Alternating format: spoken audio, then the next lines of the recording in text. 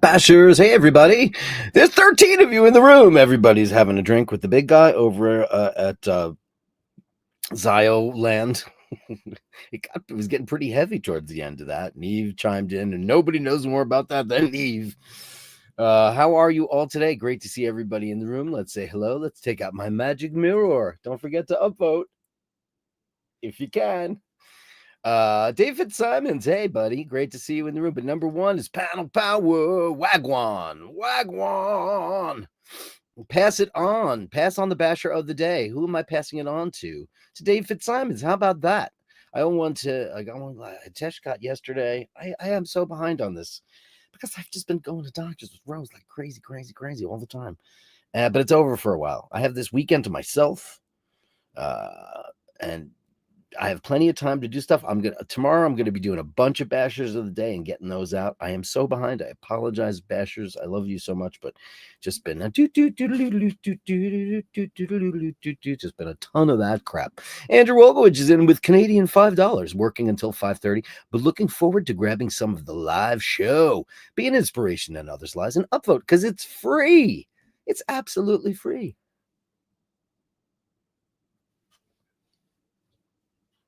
It's free. What else can I tell you? Let's give you a big bang boom for that. The Andrew Wolkowicz commemorative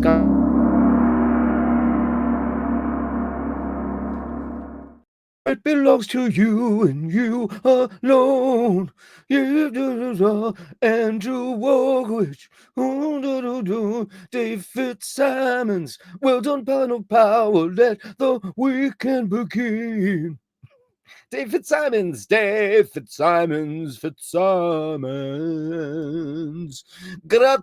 Dave Fitzsimons. Grazie mille, signore. Hiteshi, number one bash of the day yesterday. Panel Power. Congratulations. Happy Friday bashing, Bastardos.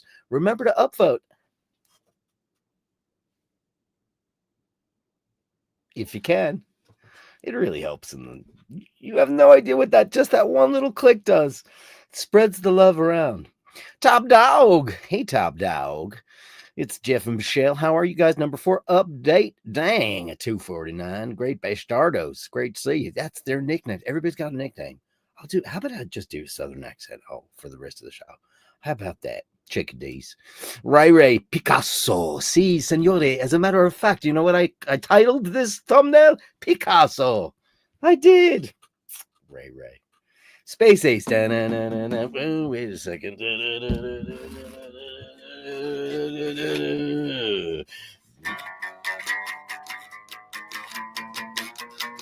I mean, Ace is so shitty.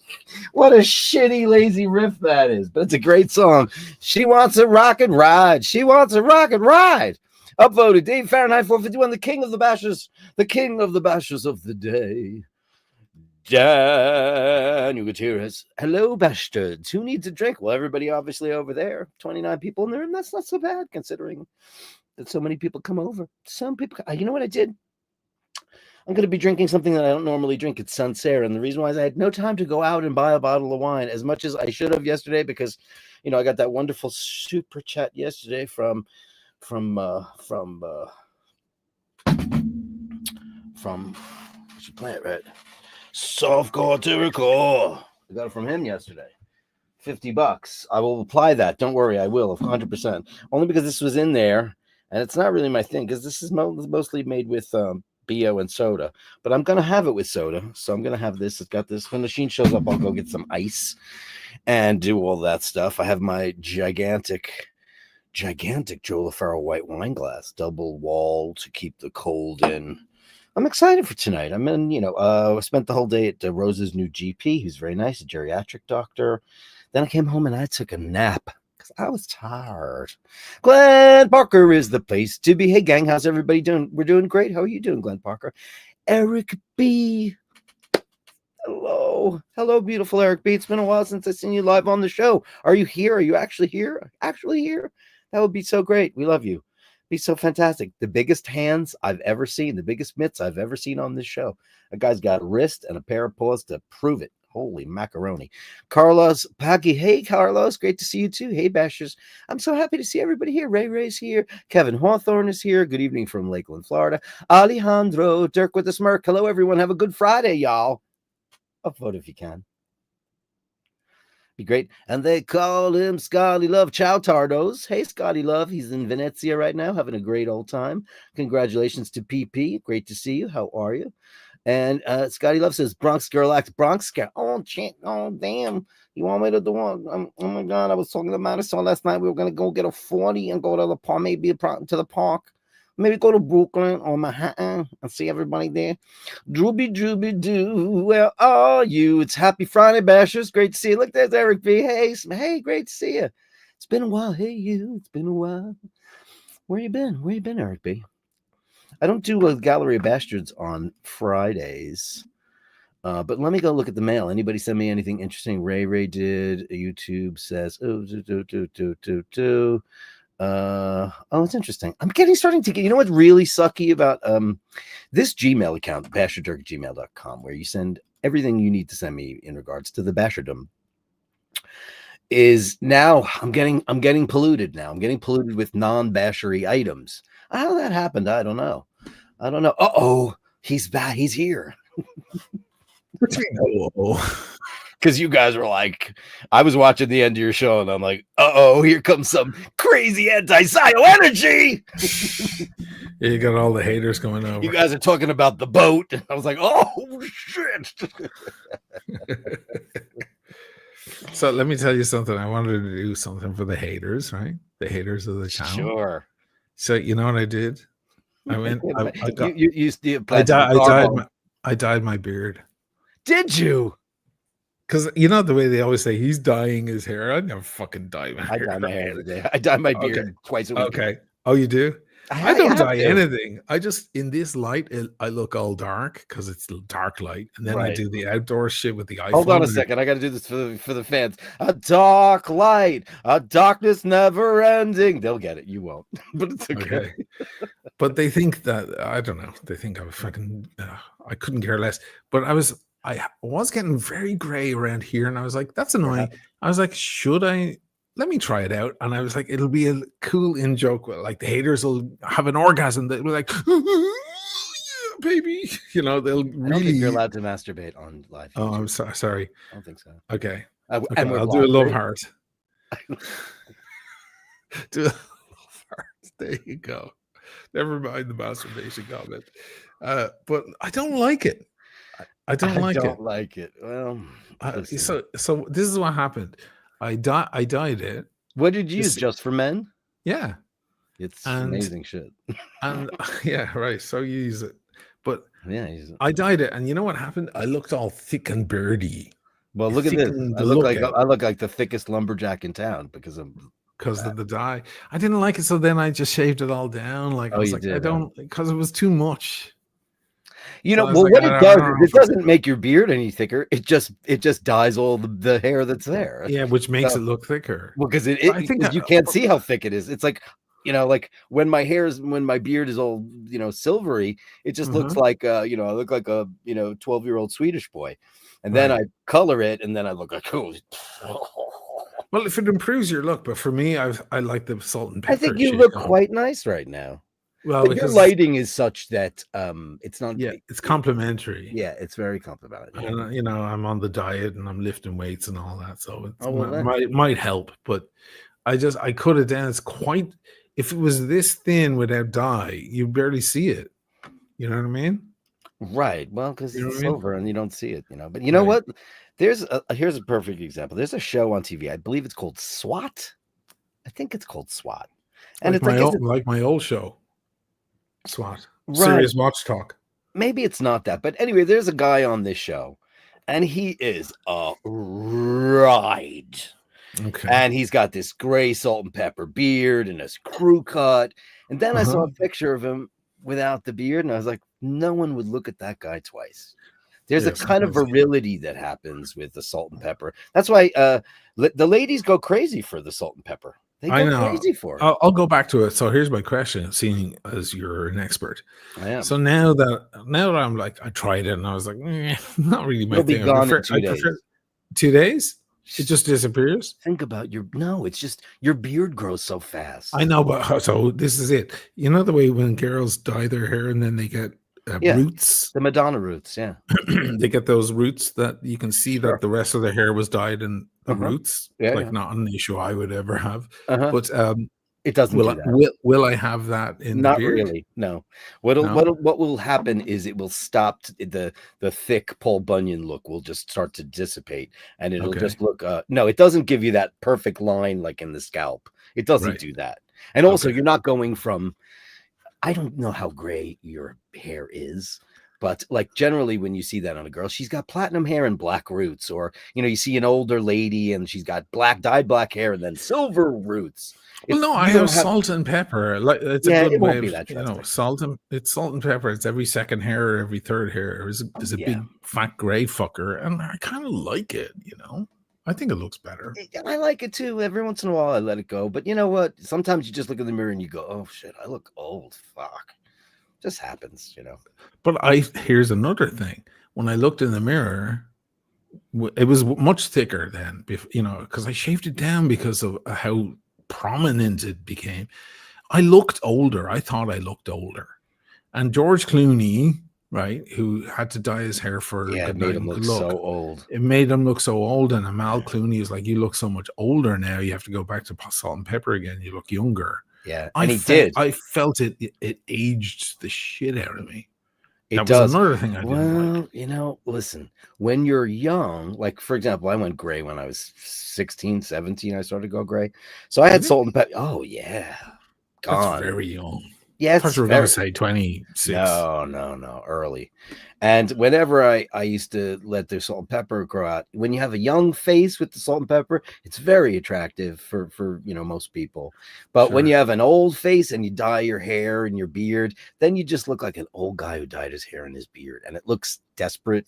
And like I know that like there's a shelf life for that, and Travis brings up a very important part here when using when using just for men dyeing the beard, figuring out how long to leave it in before washing it out is key. And the answer is because it's 5 minutes for your head, it's 2 minutes for your beard. Well, I left it in easily 5 minutes. Oh look, why was that? Because I did that, and it gives. Well, I'm a complete novice. I don't know this shit.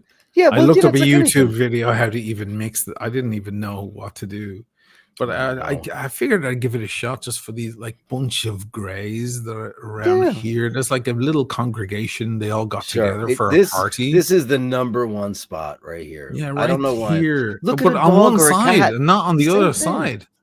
And I was like, let me just try and. But then it came out so like and I was like, I don't know about that. Well, if you want to get rid of it immediately after doing it, if you want to thin it out, you just go get some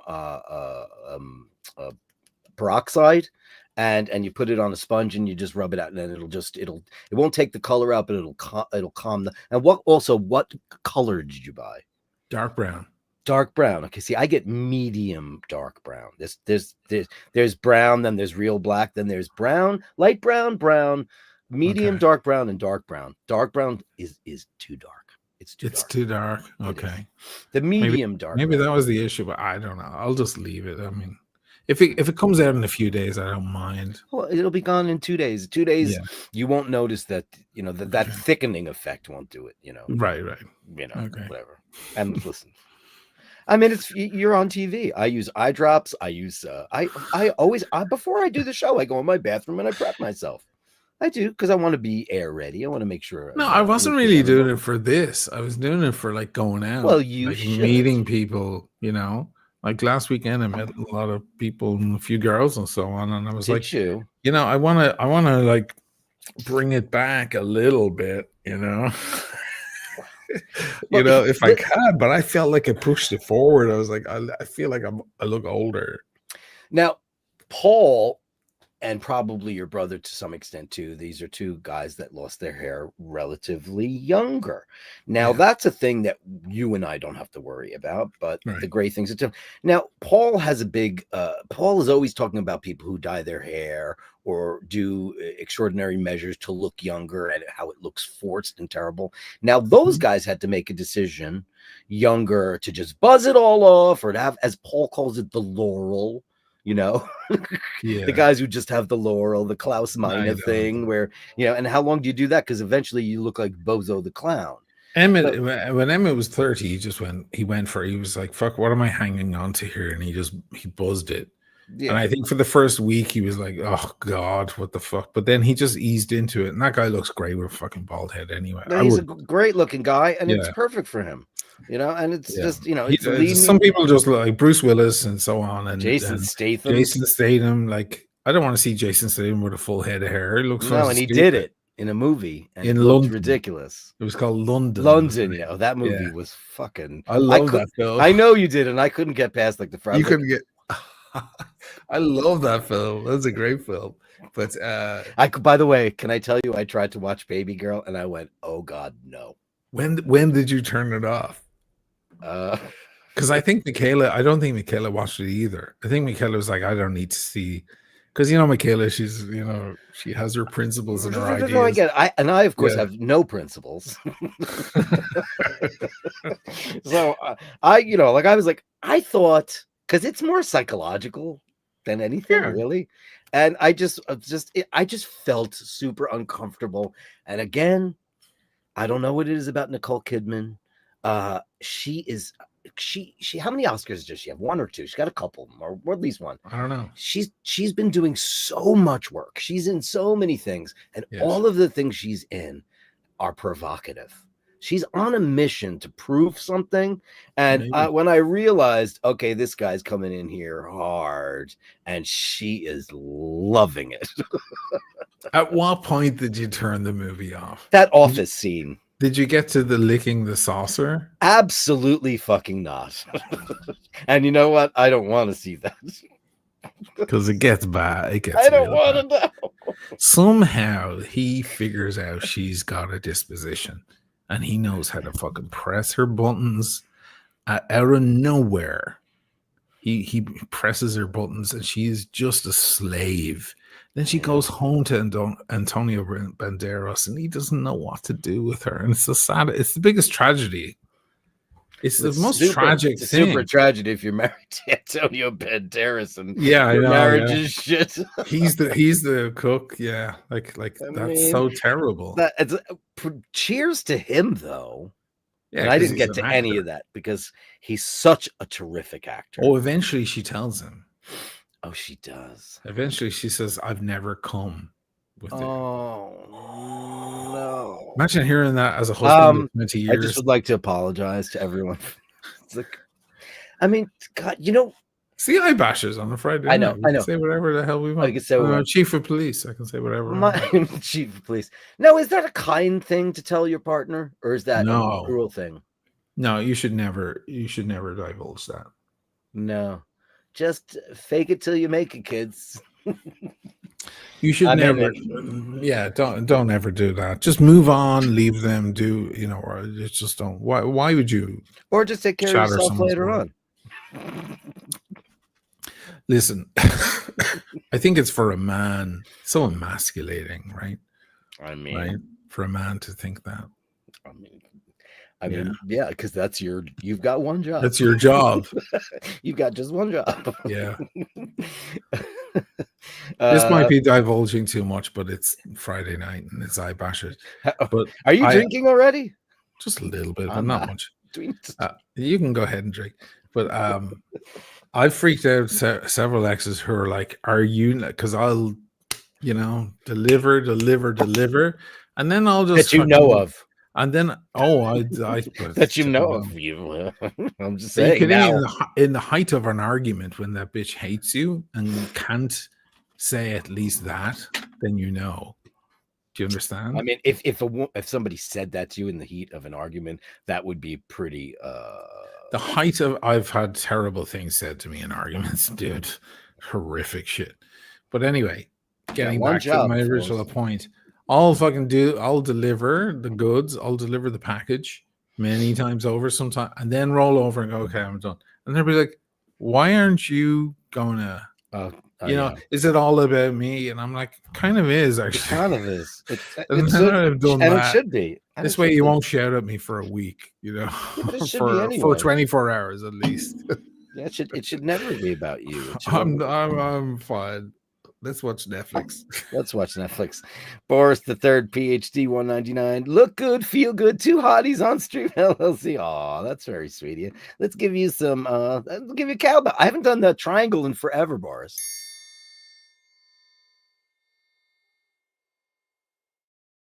And okay, here's one. I was asking Eva my last thing, and she answered here. Oh, hold on. The flotilla communications are on and off.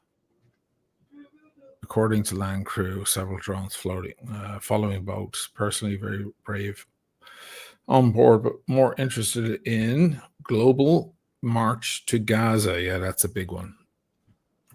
What did he do? What did he do with this setting? There you go. What did I miss? What did he say? What you say? I was just asking about the flotilla because they're on their way over, And we've been watching. I've been watching them, and they're on. Like I have my app, or not an app, but it's like a website where they have them. You can track them, and they track them, and we they disappeared. I mean, it's been gone now for the past 2 hours. And I've been watching it every few hours, and they're gone. But maybe their tracking system comes and goes. Well, what are you having? I'm only drinking this because it was from last week, and I didn't have any time today. So I'm just gonna spritz up a Sancerre, which is not my favorite thing because it's made with what.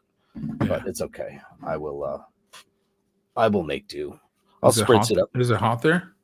It's like 90 degrees in New York today. Today was murder town. 90. It was murder town. Absolutely. It's still pleasant here. It's lovely and sunny, but it's pleasant. Eddie, the problem with Baby Girl is that she's a terrible person, but yet she's the protagonist. Yeah.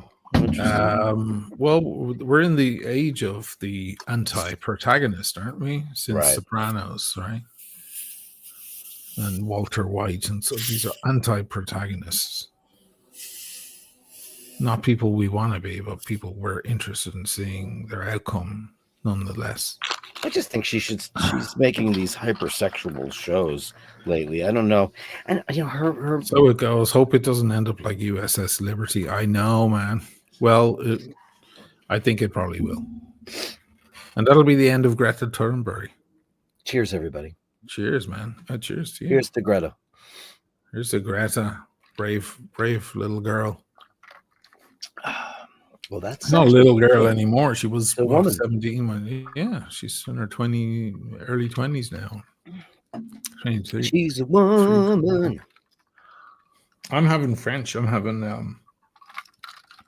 Chateau de Rey. Oh, look at you! Yeah. Nice. I just got a note from Fergal. He sent me a link to a Chateau Battery Pauillac for 45 pounds. He goes, "Should I get that?" I said, "Yeah." Should get that. The 5th growth Bordeaux, kiddo. Batelier. Yeah. It's beautiful. A good one. Batelier. It might be Batelier. Yeah. Yeah. 2004. I was like, 45 euros. Grab that. Grab it. Yeah. I think and open it now. I think Lynch Bage owns them now. I think that Lynch Bage bought them a couple of years ago, and they're both 5th growth. So look out. Nice. We used to be so into wine and all of that nerdy stuff.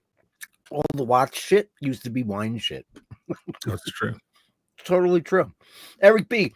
Quick Bronx girl impression. Oh my God. So I met my son. We went to Manhattan, right? Okay. And then we got on the subway, got on the 6th Street, and it was like, oh my God. I saw these white girls and Tiffany Amber Benny. Oh, girl, I ain't gonna fight with you. I'm gonna dance tonight up at Silver Dolls. Fuck you. I'm going to Manhattan. $4.99. Eric B. Eric B's got the biggest paws on YouTube. Guy sent a couple of shots one day. I was like, fucking hell, this guy's got mitts on him. I was like, what size? You know what they say about big hands? Big gloves. Big gloves. Big bang boom for you, buddy boy. Thank you very much for that. Boom.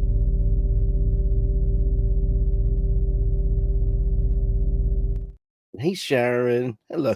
Sharon looks great, and she's a grandma. Can you believe this beautiful creature is a grandmother? Yeah, I know. We always say Rosie Perez. Yes, you do. Oh my God. You sound like Rosie Perez Well, in sure. Do the Right Thing. Yeah. Oh my God. Yeah, the best role first of all, I love Rosie Perez. She's fucking great. That the Nicolas Cage movie about the lottery with that was so great with Bridget Fonda. Did you ever see that film? It Could Happen to You. It could happen to you. You ever see that movie, Yosh? No. Nicolas Cage is a cop, and he's married to Rosie Perez. And Bridget Fonda is a waitress in a diner, and him and his buddy go in there, and he doesn't have any leftover money for a tip.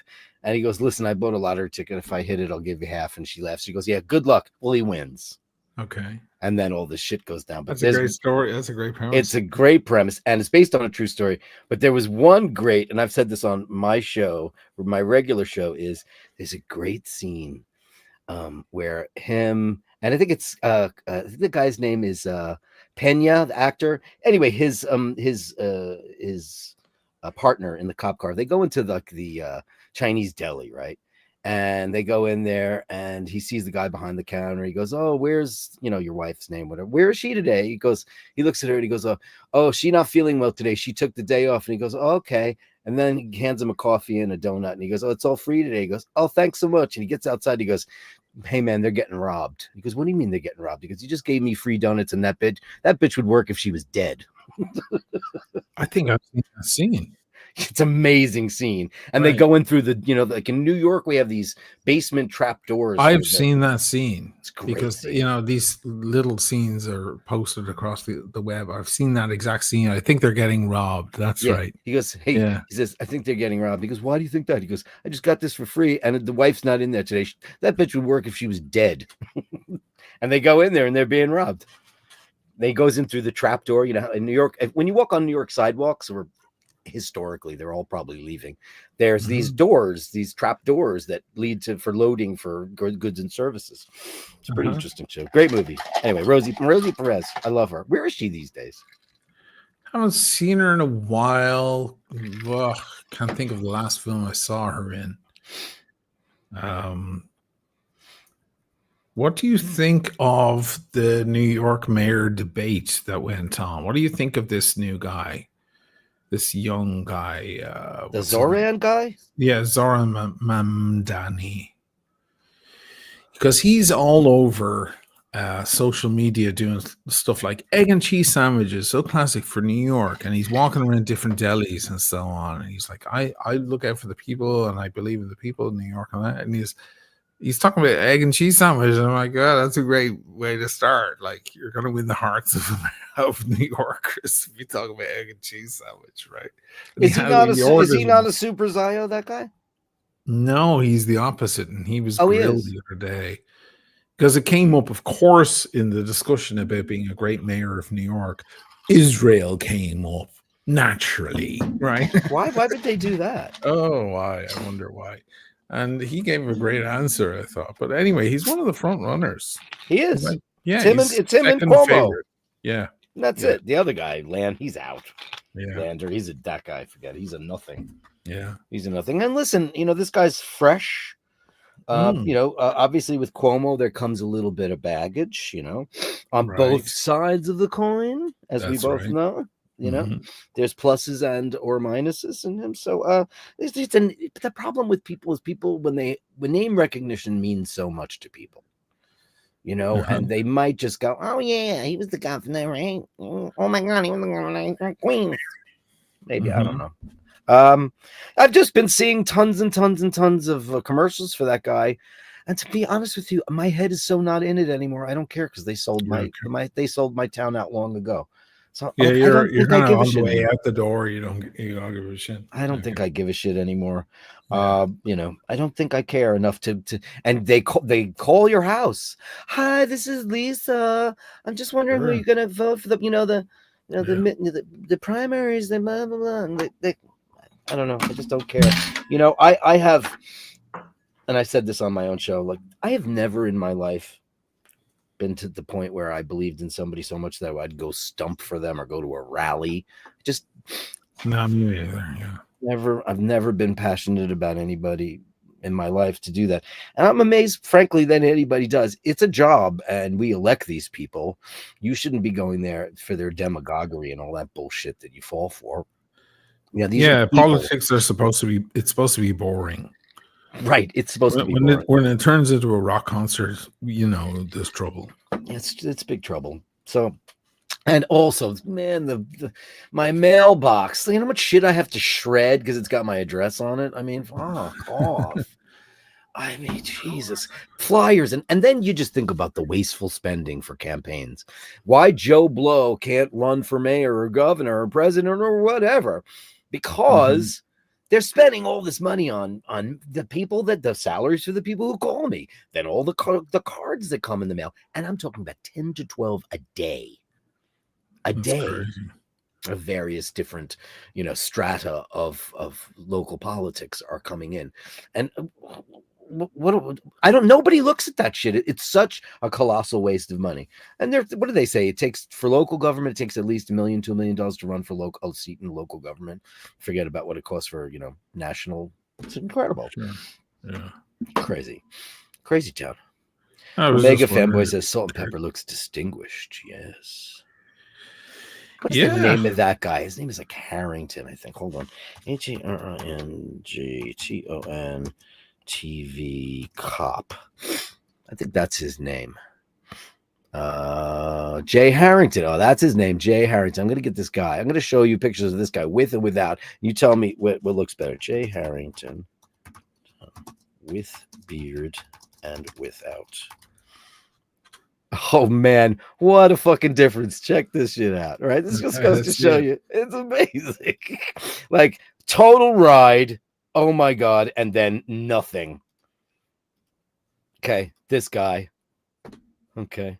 Right? Okay. Then that guy. Looks good. This guy. Looks good there too. Look at that shit.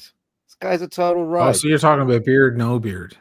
Well, yeah. Well, I mean, beard adds. Yeah, he's got that salt and pepper. Like, look. Right there's the chin that you were talking about. Right. That's exactly where I get it. Yeah, that's exactly where everybody gets it first. I don't mind it. No, it looks good. But you want to be that guy, right? No. Nah. Or this dude. Fuck yeah, you want to be that guy. That's true. I mean, that's and I think it's universal. I think universally. Most people would find this. So look up Jason Momoa beard, no beard. There's a meme going around. Jason. I don't think it's typing. I don't think it's. It is. Oh, it is. Yeah. Or you're in a different. I'm in a different window. Thank you. No beard. That's what I'm typing. Beard, Jason. No beard. Oh, Jesus. There's a meme that goes around. Oh, there it is. Oh my God. Well, I've never thought that this guy was attractive anyway. He looks like some kind of weird. Your taste. No, it's not my taste. Yes, it's your taste. That's not my. But you know what? You're just okay. So you don't live on the planet Earth, then? I didn't know you moved to Mars. Is that what it says? No. What I'm saying is there are so many women in the world that find him attractive. Yes. So it is your taste. Of course, it is. Click on other photos of him. I'm not going to turn you around to it. It doesn't matter. It looks better here. Mm-hmm. Yeah, right? It looks fucking great. Actually, he doesn't have a beard in that one on the right. Yeah, he looks pretty good. And he fucking looks good. Shit. But that's bad. That's bad. It looks like Axel, after a cheesecake. That's right. That's right. He looks good there. He looks good in both. Fucker. Yeah. He looks good. Yeah, I mean, he looks unbelievable there, though. Listen, okay, my taste, not my taste, but that's beautiful man right there.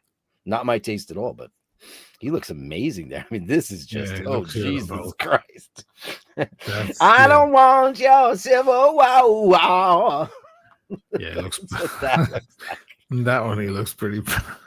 Do you remember how everybody was crazy? All your girls, when you were growing up, were all crazy for Axel? Imagine that.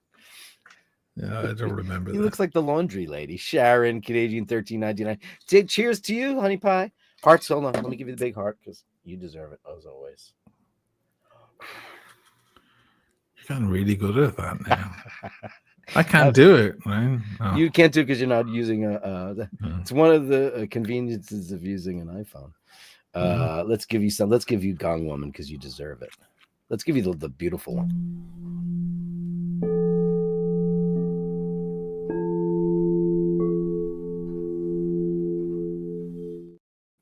Thanks, Sharon, honey. Beard vanity, the 17th deadly sin. I mean, you know, it's funny as we all get old, as men get older and our facial structure starts to collapse, that's when we start to rely on beards for structure. I was just curious if it was an improvement or not. I just don't think it is. I'm going to go back to my natural.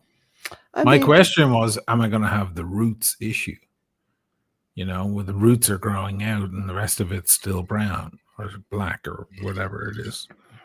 That was my question. I mean, in that lighting, it's very hard to tell because that lighting is just so soft and Hollywood-like.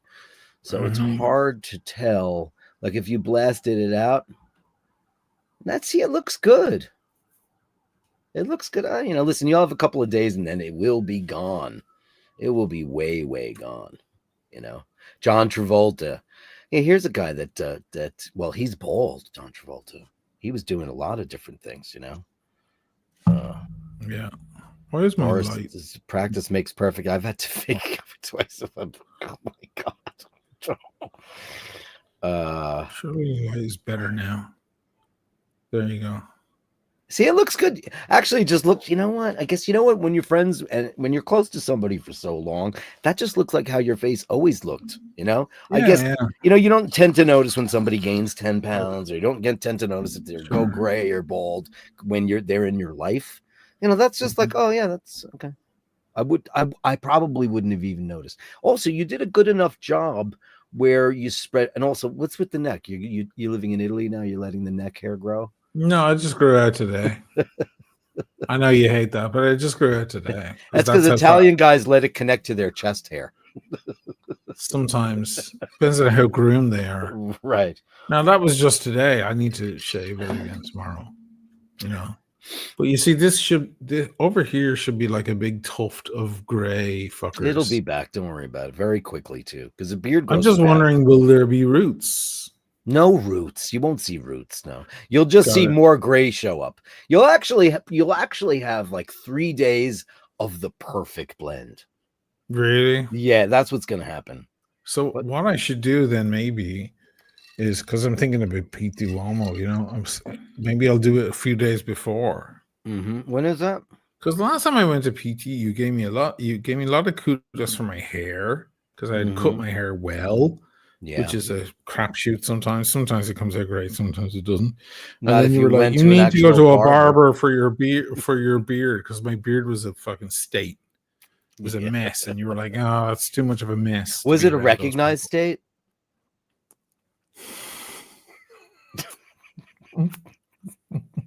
Or just a state that you believed was real? You're definitely on the wine now. Were you able to do that automatic? Oh, you just clicked it. Yeah, just do this. Oh, no way. That's mad. Or if I get mad at somebody, I can go, ah.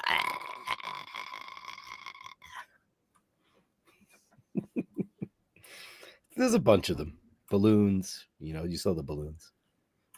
Can we take that fucking comment off the screen? Yeah. It's silly, but it's fun. And this is great. Don't forget to upvote, guys. Oh, that's a good one. That's very good. Really I could use that one. It works on both sides, usually.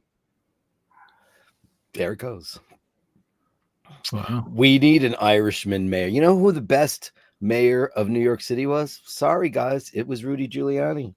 He straightened this fucking town out as much as he became a batshit crazy lunatic guy. And he went too far. Like, I'm with Patty LuPone on the whole. Like, I miss New York when there were hookers and porno theaters and stuff. Because 42nd Street was built as a burlesque it was built to be that. It was built to be the area of New York where, you know, that stuff went on. Now it's M&M stores and all that bullshit. But Right. Rudy Giuliani did an amazing thing with this town, and he was America's mayor. Everybody really liked him. People were afraid of the police again, as they should be, because I watch all those videos where a cop pulls somebody over and all this crazy shit goes on.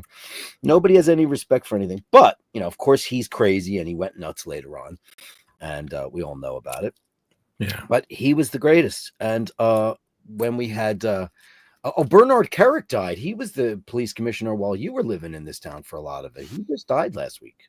And also, what's the guy whose son is a super duper crazy ass right wing lunatic? Ray Kelly, his son Greg Kelly, who was accused of rape many years ago and was exonerated because it turns out the girl just was looking for she was cheating on her boyfriend. But Greg Kelly was Ray Kelly was he was an Irish police commissioner. He was pretty good too.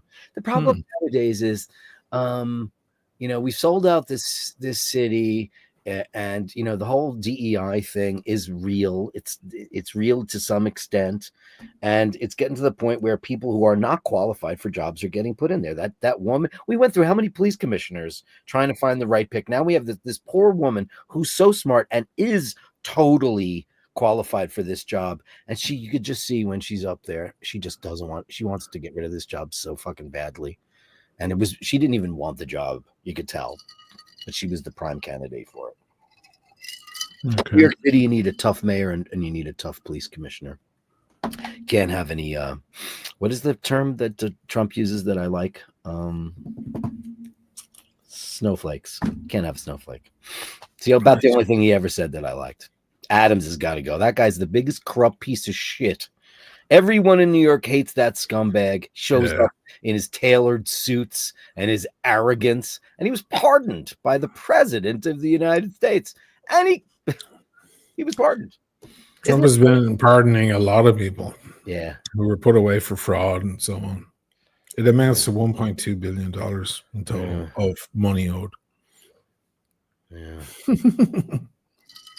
Anyway, you've been watching Musk and him go at it like girls. It's funny. So fun. Wait a second, aren't they friends? What happened? Wasn't he selling his cars on the White House lawn like 2 months ago? Well, the way to his heart. I was in a Tesla today, and I was having a conversation because I took a Uber with Rose to her doctor's appointment, and they're nice cars. My nephew has one. He bought it years ago, before all the hoopla and all the bullshit. And this car had like a completely glass panoramic roof, and I got in there and I said, "How do you feel about your Tesla?" He goes, "I wish I could sell it, but nobody will buy it." Yeah. That's the problem for a lot of people. They want to sell them. Right. Now they want BYD. Yeah, it's not sold in this country, though. No, not yet. You can't buy them. No, not yet. No. Listen, sell the entire city of New York to China, but don't allow their cars, because we have principles here. What the fuck does that mean? But sell all the real estate to them. Right. What does that even mean? What kind of craziness is that? So I was I came across a beautiful Chinese woman in the watch store, Simone's watch store, about a year ago. And I posted a thing, maybe more. She had an Audemars Piguet on. And apparently she has a bunch of insane watches. And the bar I always sit at in the, let me just pull up anything so I can get rid of that. The one I sit at in the Piazza, where they give me an insane discount in Piazza San Marco. Sure. She owns that bar, and she owns several other bars and restaurants. She is insanely wealthy, and she came along. I was getting up and leaving and walking away, and she arrived along with her little poodle or whatever. And she looks at me and she goes, "Buonasera," and I was like, "Buonasera." And then she started talking to the waiter, and I turned around. I saw her talking, looking back at me, and the waiter was explaining who I was and so on. And Simone knows her, and apparently she has the sickest watch collection on her. She has Patek out the wazoo and AP out the wazoo. So I just saw Simone the other day. I saw him again tonight. And I was like, by the way, I bumped into Patricia is her name, Patrizia. And I was like, she's Chinese, right? And he goes, yeah, she's the first Chinese businesswoman to come to Venice. Wow. She's easily in her early 50s. She's a very beautiful, attractive woman. And he goes, yeah, she was the beginning of that wave. I was like, that's amazing. And he goes, do you know what she started as? I'll give you one guess, because you've been around the block so many times. What she started as? When she came to Venice many years ago, what was she? She was a prostitute. Come on. Oh, that's the last thing I would have thought. Really? Your mind usually goes to sexuality, dark sexuality first. Or cocaine. All the No I love offense. cocaine jokes. Oh wow, I never wow. She was sleeping with business owners and so on around Venice for money, and she saved all her money and she bought a Chinese restaurant. She made a Chinese restaurant.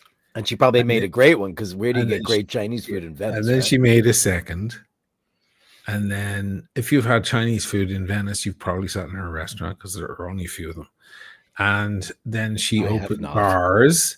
And then she opened a bar in the Piazza San Marco. She is fucking loaded out of her mind. And she started as a prostitute. Good for her. Good for her. That's exactly what Simone said. He's like, good for her. She beat the system. Killer.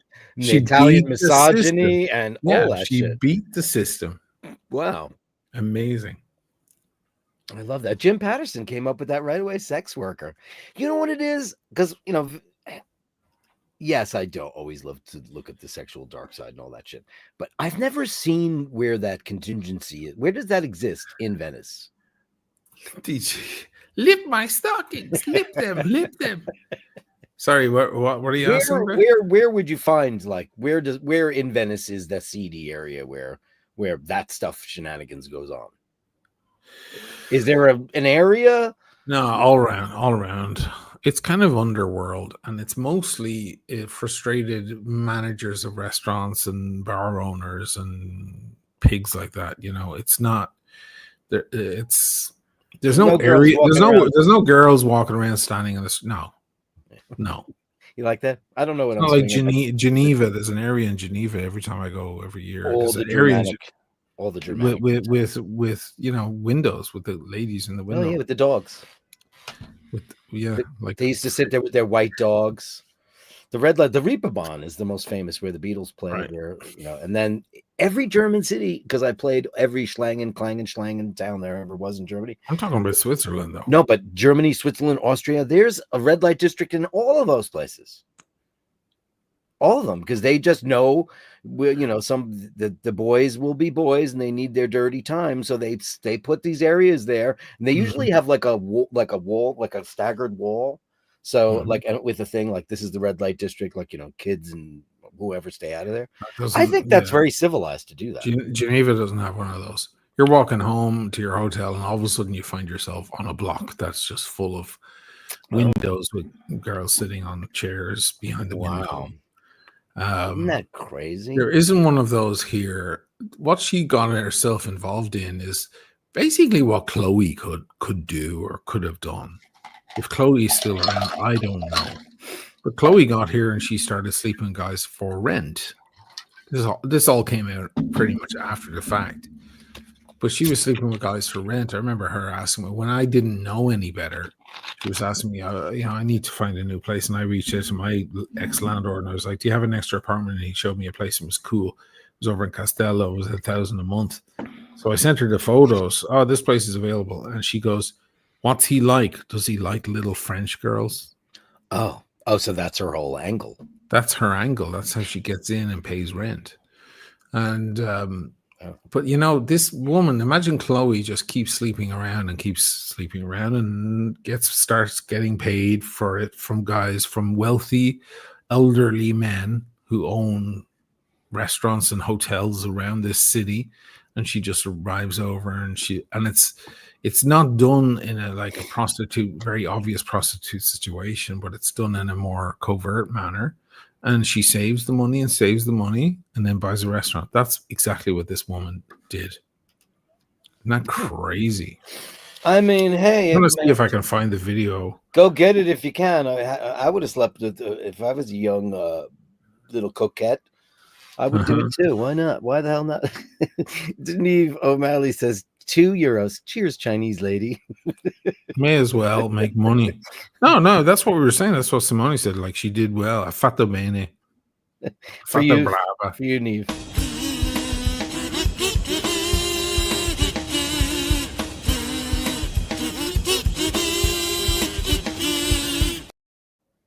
If anybody ever wants to get an education on what super intellectualism and conversation is, sit across a table from this woman. You will feel, I will just say this, you will feel unprepared. Yeah, proceed at your own risk. Just proceed at your own risk. Let me see. We had a great time when she was in town. She's just the best. Is there any way to search videos and photo? Oh, I can look up videos just by location. I'm sure there is, right? Do you want to come on the show, Neve? Do you want to come on live? Would she do that? It's coming up late at night. Oh, well, she's here. Also, that's putting a target on her head. That's true. Yeah. No, we don't have to talk about politics. We just doesn't matter. She's my sister, and all the haters will be like, "You're right. Here we go. Let's feast." Yeah, you want to remain. What is the word they use? Covert. She wants to remain behind the curtain. Absolutely. Right. She's smart. That's what she'll do. Stay a civilian there, darling. You're a little reckless with that, by the way. I gotta say. Oh, come on the show. Like, you have to understand. You're dragging people out into the spotlight. Oh, I never have anybody on my show. That has its caveats. Don't you do a Wednesday night with people on? Nobody comes on. Oh, nobody comes because they're all terrified. I've never had one single person. Never one. Not a one. Well, maybe drop that idea because first of all, people are nervous to come on and they don't know they don't know how to use the camera in the background and fix their hair and all. But second of all, there's all the other shit that's dragged in with that. You know, we've spoken about this before. Yeah, I just thought, I'm like the puppy. Like, hey, let's. You want everyone to love each other. I know. I do. I do. Know. Like the beautiful Jocelyn Bittenbender. Boy, do I smell good right now, Jocelyn. You know what I'm wearing? Quercus. Got to use the skills to pay the bills. Should you get Quercus? Yeah, 100%. You should get Quercus. It's 150. I looked it up. It's 155 for a bottle. I think 75 mils or something. For the 3.4. I'd like a nice summer because I have tons of the ultimate shit like this in the house, and I'd like a nice summer fragrance. It is out of as I've talked about at length on my regular show, when it comes to all those the lemon, the Nerolis, all of those summer Mediterranean fragrances that are citrus intense, it is by far the greatest. It has the best sillage, it has the best projection. Its longevity is crazy, and it doesn't have a powdery dry down. It just smells like Amalfi lemons and bergamot, all that great stuff. Quercus, to me, out of Neroli Portofino by Tom Ford, the Acqua di Parma Blue Mediterraneo, 4711, which I of course tell everybody to buy because it's so cheap and it's a great splash. You want to feel fresh? Right before you go out on a date, you know what? She's going to smell that. It might not last long, but it smells great. And she'll be like, oh, he's clean and fresh. But Quercus is all of those combined. And this also goes with Aventus, which falls into the same category. Right. I like which Aventus. Is insanely expensive. Yes. $700 to buy that. And quite frankly, Quercus rules the roost. It's the king of those Neroli summer Mediterranean citrus bergamot forward fragrances. I think you'll fall in love with it. I'm gonna send it to myself so I can pull it up. Yeah. You can't really see her in it, but she has a sick watch on.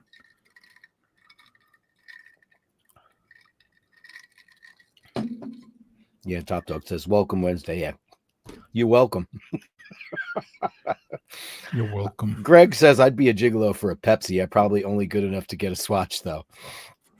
I mean, listen, Look at Jocelyn says she got the bottle for me. I don't know how. Listen, can I just say, Jocelyn, that I don't believe you? Of course, I have no reason to not believe you. What? And I can't imagine. She sent me a bottle of Quercus. I got it from Jocelyn. She sent me that bottle. Now, I used to wear that all the time. You didn't finish the sentence that she said. I got the bottle for $25. Okay. Really? That's, I mean, I looked it up and it was She's connected, obviously. She got some deal. Yeah. And it's the 3.4. It's the big one. Yeah, I walked past the I still have it in its box because I just walk past it and go, it's not a knockoff Kent Daigle. It's the real deal for sure. Yeah, Scott Ferrara says, Oisin, we need to get you. He's like, listen, he's dipping his toes in. He is very interested. Can you finish this sentence? Because I can't read it. I'm on a different page. Oh, sorry. What did he say? Oisin, we need to get you into fragrance. You never finish the sentence when you read it. If I thought you were on the same page. I know, but if anybody's listening and on the radio, watching, okay, or just have it in the corner and they're stepping away, they don't know what the person has. Right. He's dipping his toes into the water slowly. He's trying to find the right fragrance. Is there a ton of fragrances in the house because you shouldn't have a ton of fragrances in the house. I have a ton of samples. Oh, samples, that's fine. And I try a different one every day, and some of them are nice, you know. I get the samples from the companies who want to promote their thing. Oh, that's cool. I've never figured out a business deal with them yet, you know. So I found the video, and you can just see her arms. She's a very beautiful woman, I've got to say. Are you going to show us the Chinese ex-prostitute? Yes, but you won't see her face. No, that's fine. We don't need to see her face, which is, I think, a good thing. But there's she bust down, huh? Bust down AP. No, that's not bust down. That's factory. That's factory. Yeah. Oh, you can see her there. She is. Oh, well, she is a very beautiful lady. Yeah. Wow. She owns like 5 bars and restaurants. She's some super fucking loaded. And she's over. Is this her in Simone's? Yeah, she's looking at watches. There's a big fat ring on her. You look at that. Yeah. I just saw an interesting thing about cubic zirconia, how they're more rare than diamonds. Well, zirconia is because it ages the world. It's like, it's as old as the world. Right. It's as old as the world, the creation of the earth.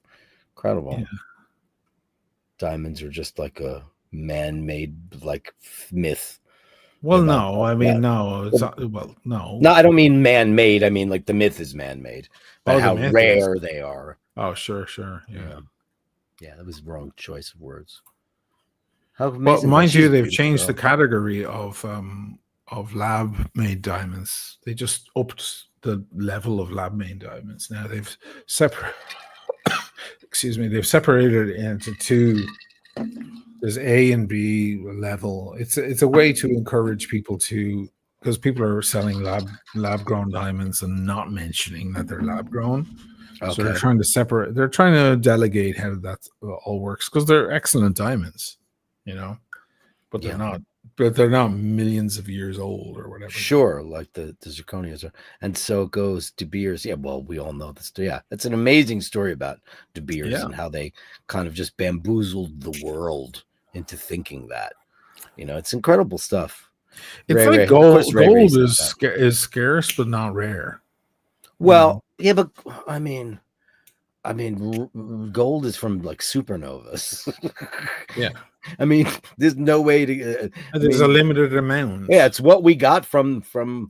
Unless are we gonna get any from Beetlejuice? Maybe they'll spray on us one day. Maybe, because Beetlejuice, as far as we know, we'll all walk out and just get smothered in gold. In gold. Gold. You got to say it like Tony Hadley. Gold. I fucking love Tony Hadley.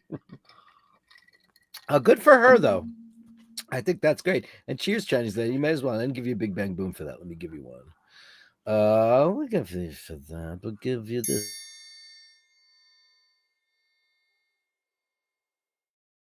Hey, she has a bar on the piazza. I mean, what? Like, That's like in the New York equivalent would be what, to having a restaurant on Fifth Avenue or or like Madison Avenue or on Madison Times Avenue. Square, or God knows what. Oh God! And Imagine who would I pay always for get Times Square. I get a super discount when I go there because they all know me, right, from ages. Yeah. So You got the I'll sit seats in there. the for the. I'll have three. Yeah, I'll have three spritz and be $15. Be $5 each. That's nothing for Piazza, right? That's like a third of what it should be or less. But Simone went there yesterday with his son and a few of his son's mates, and he never goes because Simone's not a drinker. Like he had 2 beers tonight and he was a bit buzzed, and I've never seen him talk nonsense in my life. He was already buzzed off with 2 beers. And he went yesterday and he sat down there because I've been bringing him there, and he knows Patricia because she goes there. And the waiters that I know weren't there. He says, but he texted Patricia directly and said, "Hey, I'm sitting at your bar and the thing, and I'm here with my son and friends. Any chance for a little discount?" And she said, "Not a problem." And then when it came to pay the bill, they said, "Nothing." Oh wow! Yeah. So she took care of it. And I was like, yeah, see her, watch her walk in next week and say, "Listen, I want a Daytona." Because she is like a sick watch collection. Oh, she must, though. She comes to him for jewelry and watches. Oh, does he sell jewelry there as well? I didn't know. Oh, yeah. Big. Or as they would say in the Bronx, jewelry. Jewelry. There's an extra syllable. Jewelry. She's got so much great jewelry. Oh, my God. Jewelry. New York accents rule, man. Some of them are so funny. She had to get a great retirement plan. Well, good for her, right, Travis? Look at that with this. Oh God. Well, she's living the Italian dream, like the same as the American dream. It's the Italian dream. She came as a prostitute with nothing, clearly, sleeping around with men, skiving away her money, being very frugal and smart, and now she's a fucking tycoon in Venice. It's a success story. Wow, that's amazing. Good for her, though. And she is incredibly, she's in her 50s now. And if she wants to hit on me, I'll totally take it. I mean, right, well, she's I will totally take it. I mean, like, I could have a sugar mama. Hell yeah. I'm sure she's got one. His name is Lorenzo. Probably got several. She probably has several boys. I don't know, though. Irish beef is very famous around the world. Jesus. No, it's not. It's totally not. It's got a very bad connotation all over the world. The Italians love their Irish beef. There's always you go to a supermarket, there's meat, and then there's the Irish meat area. Is that a big export? I'm unaware. Here in Italy, there's an Irish meat area of Irish steaks and Irish beef and so on. It's a whole thing. You pay more for manzo irlandese. Okay. So there you go. Maybe she wants some manzo irlandese. It's a Friday night. I'm just giving the haters something to talk about. My ma will turn off the computer. Sorry, Jer. And your I didn't know you had cleaned up the show. Have we cleaned up the show? No, I haven't cleaned up the show. It's just I think talking about like personal sexual escapades is just weird. It's much more fun to talk about other people. Other people, yeah. Maybe I'm missing that link there. No, I don't know. I don't care. It's Friday night. It's Friday night. Who gives a shit? Night. I'm the chief of police. I can do whatever I want. Okay. You want to let that breathe for a minute? Nothing. I'm just doing this for Ray because he loves Joe. Hey Mart, never date or marry an ex-prostitute. You'll be sorry. Doesn't matter how rich you are, it will end in tears. Oh my God. That's interesting. That's an interesting. Hey, I'm not getting married. She's a gorgeous lady. Listen. He's got a certain type. Like he talks about my type all the time, which is he completely off track. He's got a type and it's a Barbie doll. However, he's got one type killer. He's got one girl that completely is the opposite of his taste, and that's Olivia Munn. And man, he saw her first. He showed me a picture of this girl when she was doing like nerdy computer tech shit. He goes, Dirk, check out this chick. I was like, wow, who's that? She's gorgeous. And he was obsessed with her. This is like in the early 2000s. When was that? 2004 or 5? It's a long time ago. It was By the way, G4 TV. She's also a terrific actress if you watch her in that new show. She's got a couple of scenes with who's his ex-wife? What is her name? Who is Your Friends and Neighbors, his ex-wife. She's a famous actress. I can't think of her name. Amanda Peet. Amanda Peet, who's a very, very it's a comedic actress. She's been in a lot of stuff. There's some interplay with the two of them. They get into a little bit of a girl fight, and they're on there's Olivia Munn back years ago on G4 Tech TV. It was all about computers and geekery. Okay. And they'd make fun of her a little bit. These are highlights. And the show, look, it's in a 4:3 format. It was back before we had widescreen. And we were all just in love with Olivia Munn. She doesn't even look that different. She doesn't look that different at all. Has she eaten a meal since then? This is 20 years, 25 years. This is crazy. They would always stuff her mouth full of stuff and make fun of her and so on.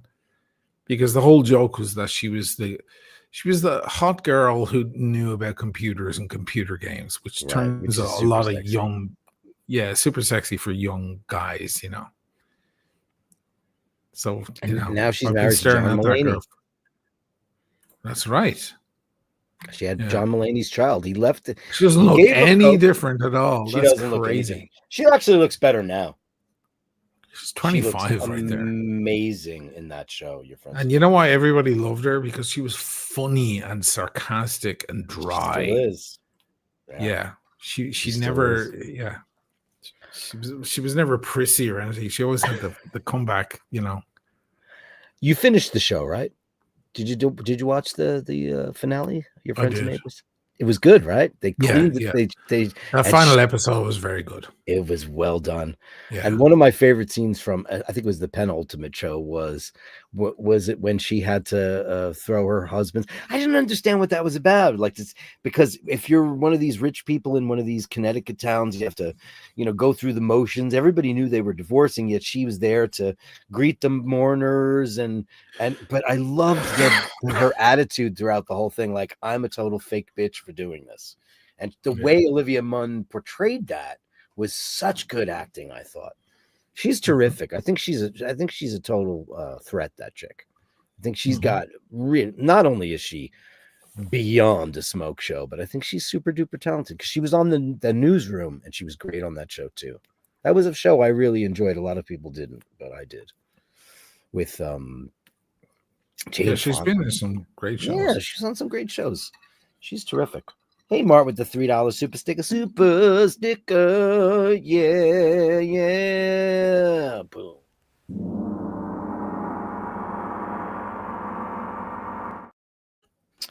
I highly recommend Nicolas Cage film The Surfer. It's great. Nicolas Cage is that new? He does a lot of movies, man. He does a lot. I watched that The Unbearable Weight of Being Whatever Talented. It was actually kind of cute. I didn't mind it at all. Jim Patterson says that Michaela's at her best when she's sunny, sarcastic, and dry. Well, that's. Well, Michaela is also sexy for that reason. She has the dry wit. Yeah. So that carries too.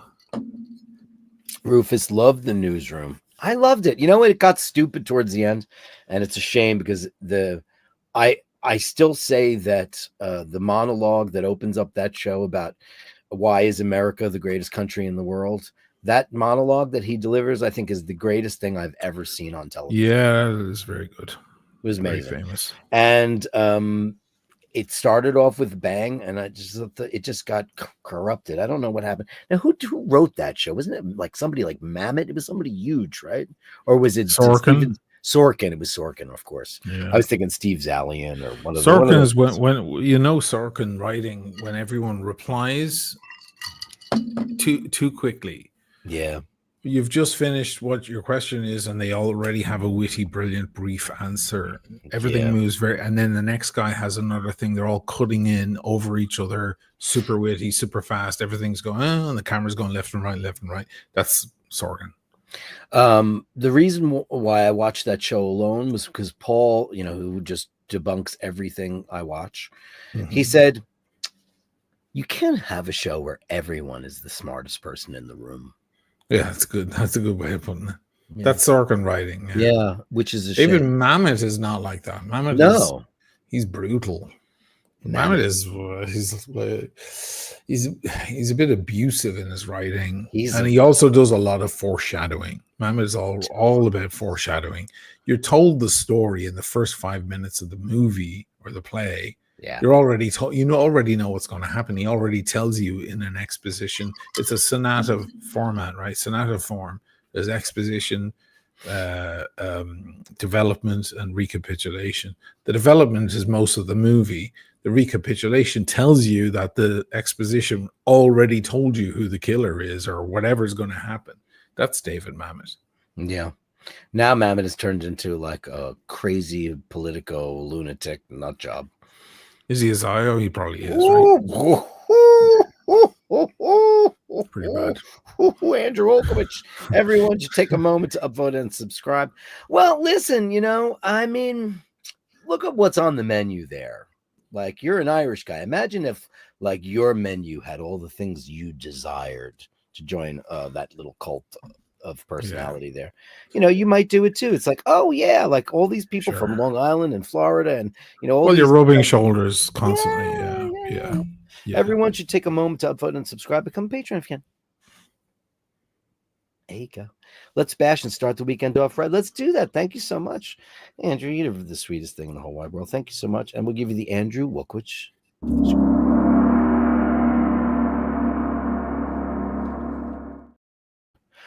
So it goes, says American Buffalo. I gotta listen. He's got obviously tons of great stuff. I saw Oleana live at the Orpheum downtown with Treat Williams, and I remember being in that audience and seeing so many famous people watching that, because it's a play about a professor and a little bit of a sexual situation that goes. I'm not going to give away Oleana. If you don't know about it, you should watch it, because what's this guy up to now? He's back. Yeah, everyone. I know, but everyone. That's no, okay. we never said that. No, we never even implied that. No. Hey, I just praised. Who did I just praise? America's mayor.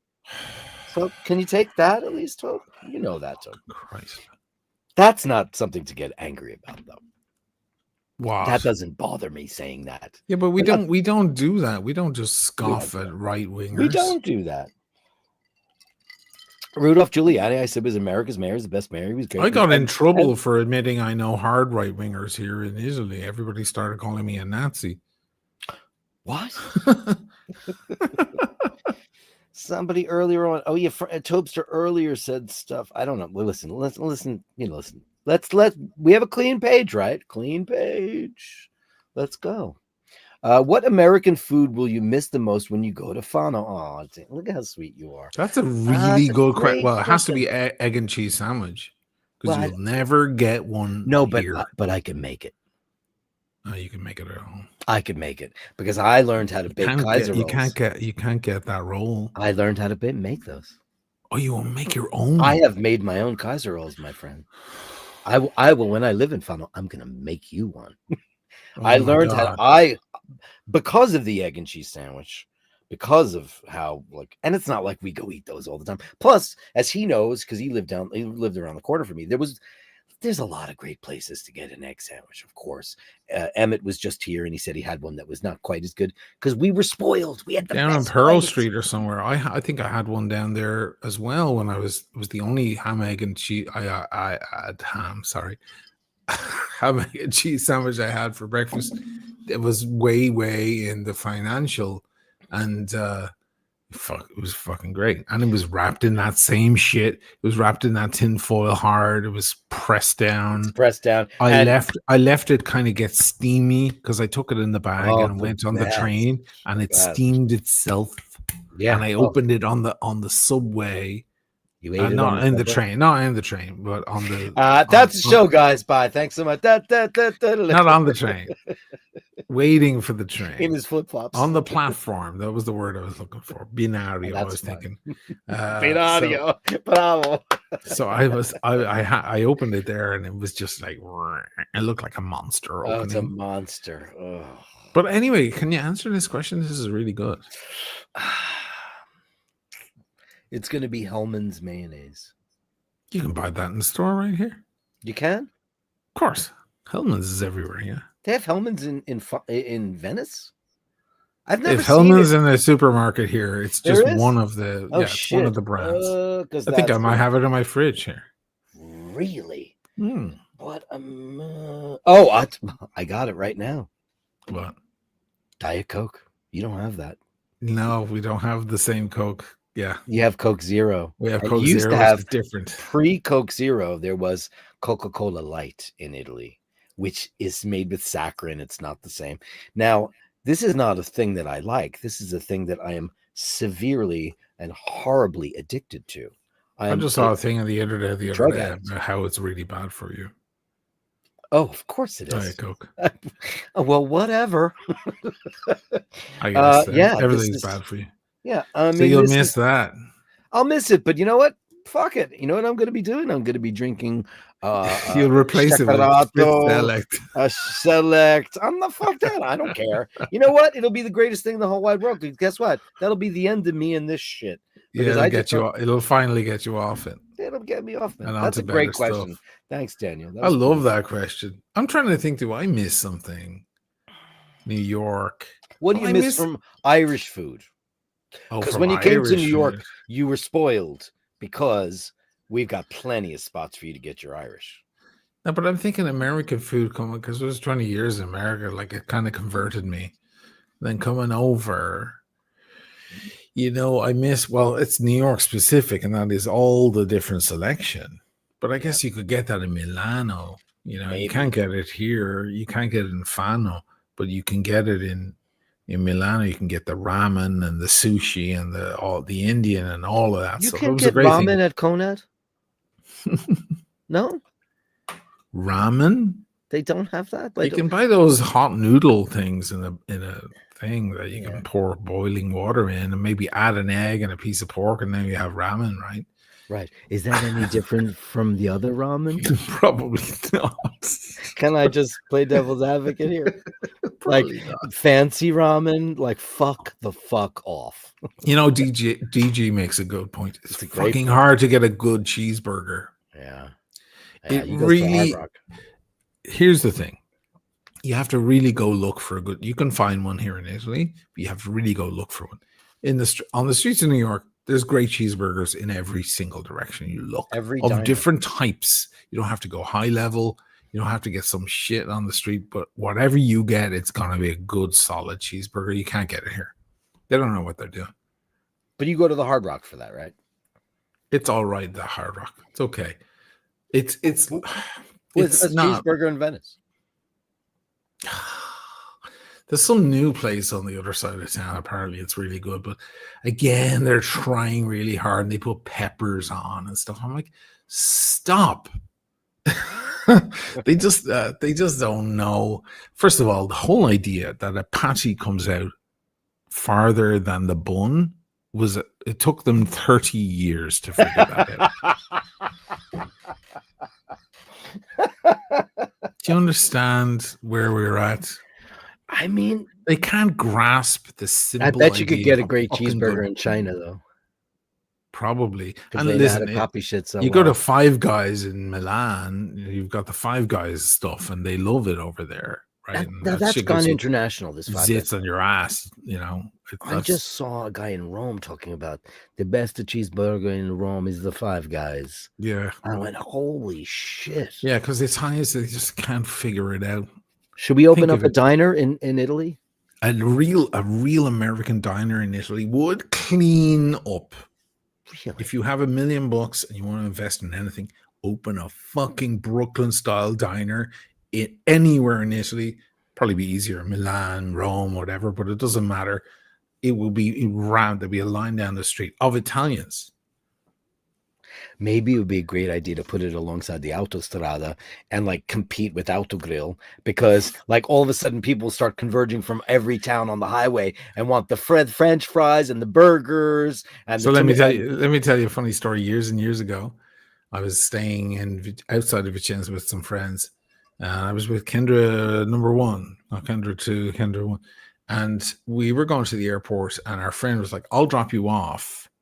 And his girlfriend was like, are you bringing them? Which airport? Okay, can I come? And he goes, she wants to come so we can stop at Burger King, because there was a Burger King on the Autostrada, and she never gets Burger King. So she wants to come with us to the airport because they want to stop on the way back to Burger King. I understand that.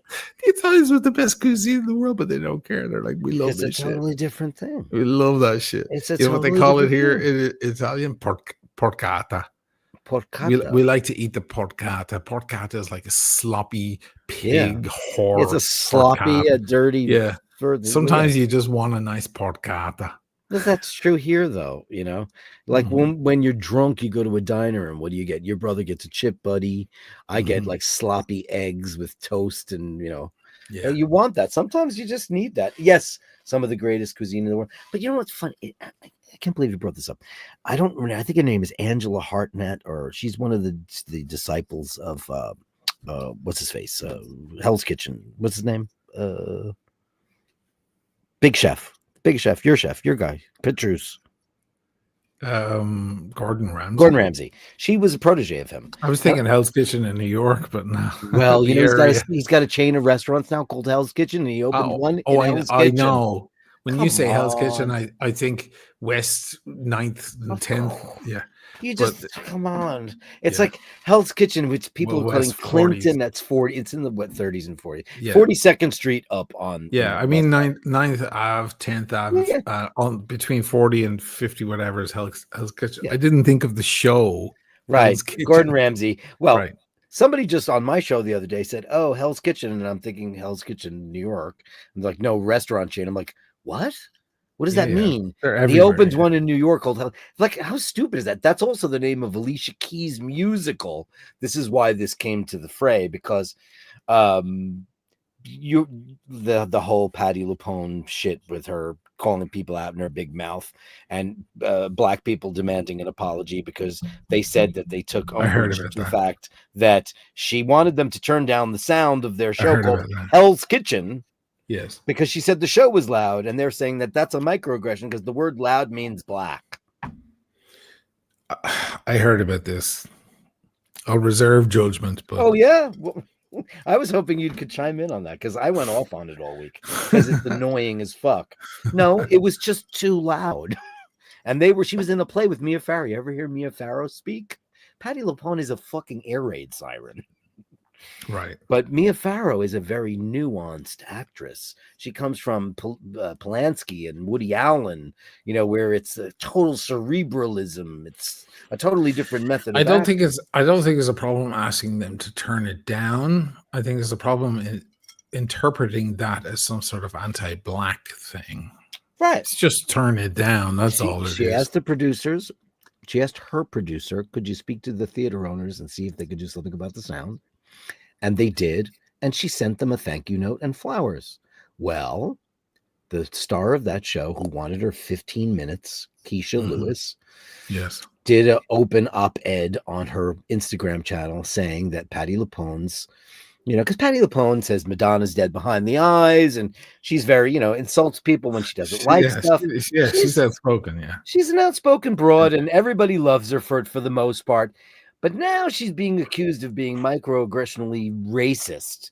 And somebody said, well, you guys don't understand that the word loud now means black. What?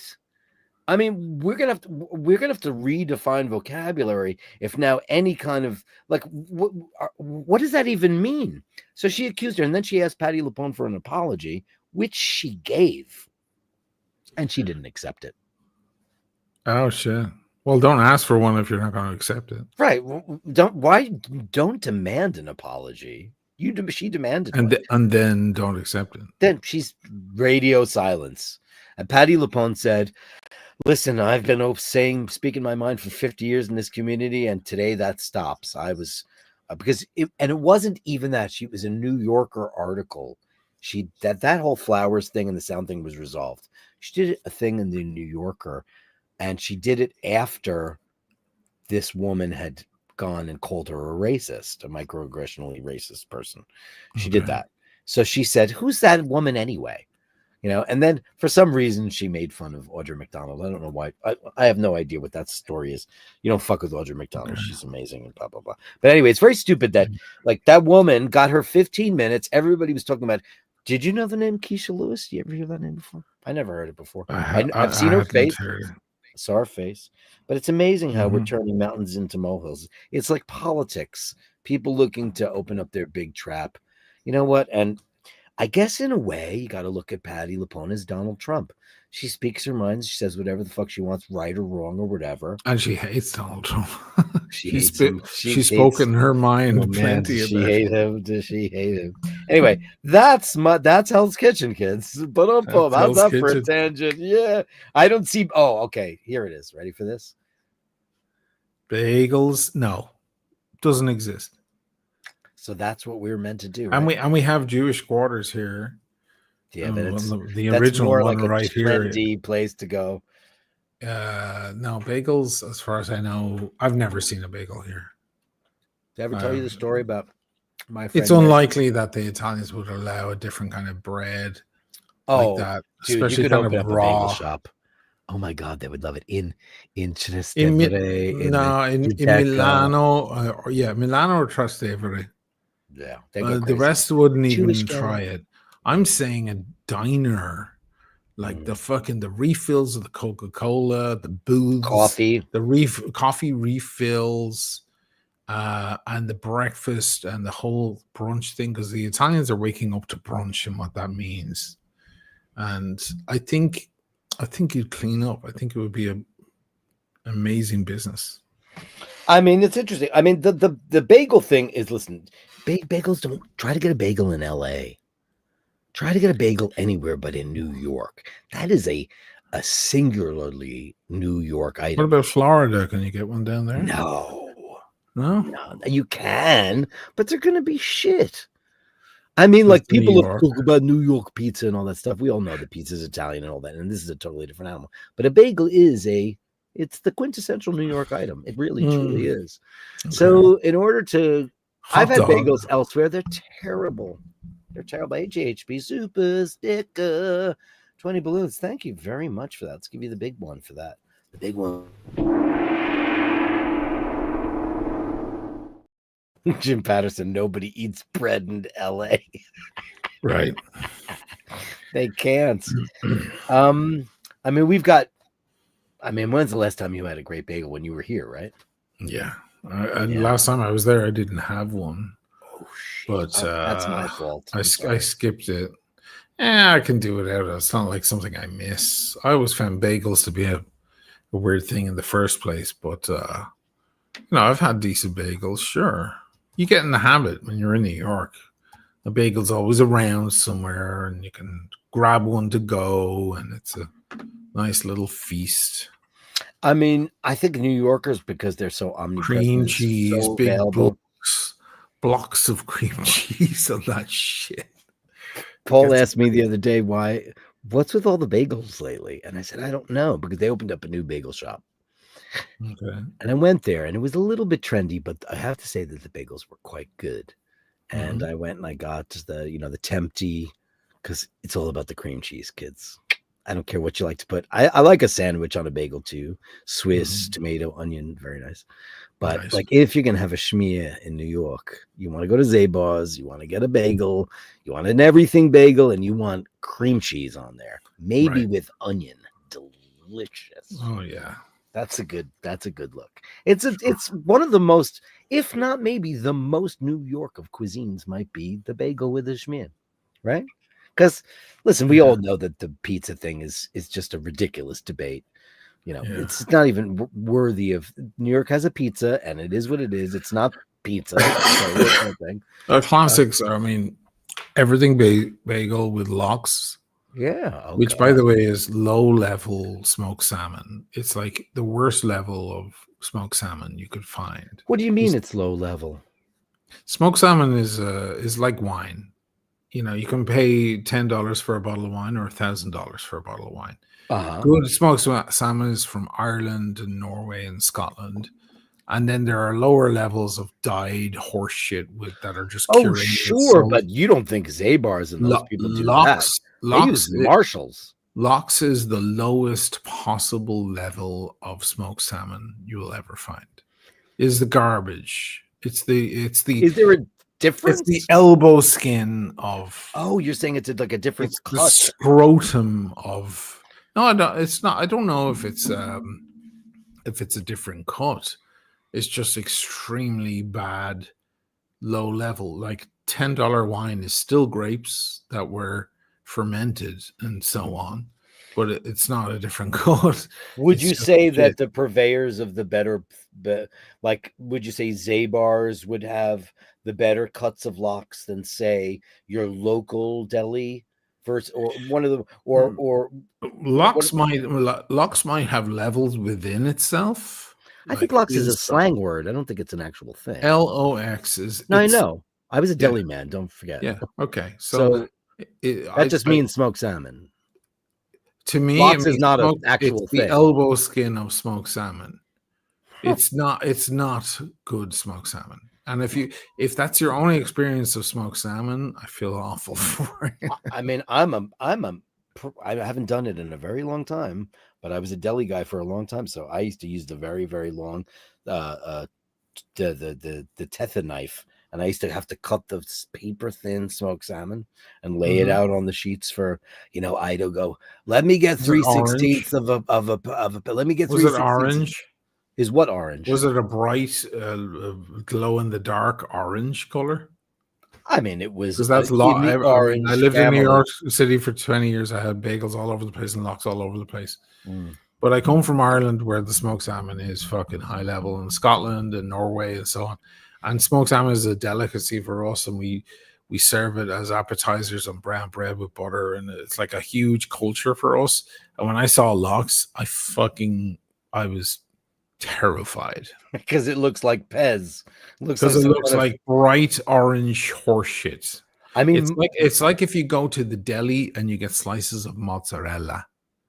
If you compare that to real mozzarella, like if I brought an Italian right now to New York and I got them slices of mozzarella on their sandwich at a deli, they would start crying with fear.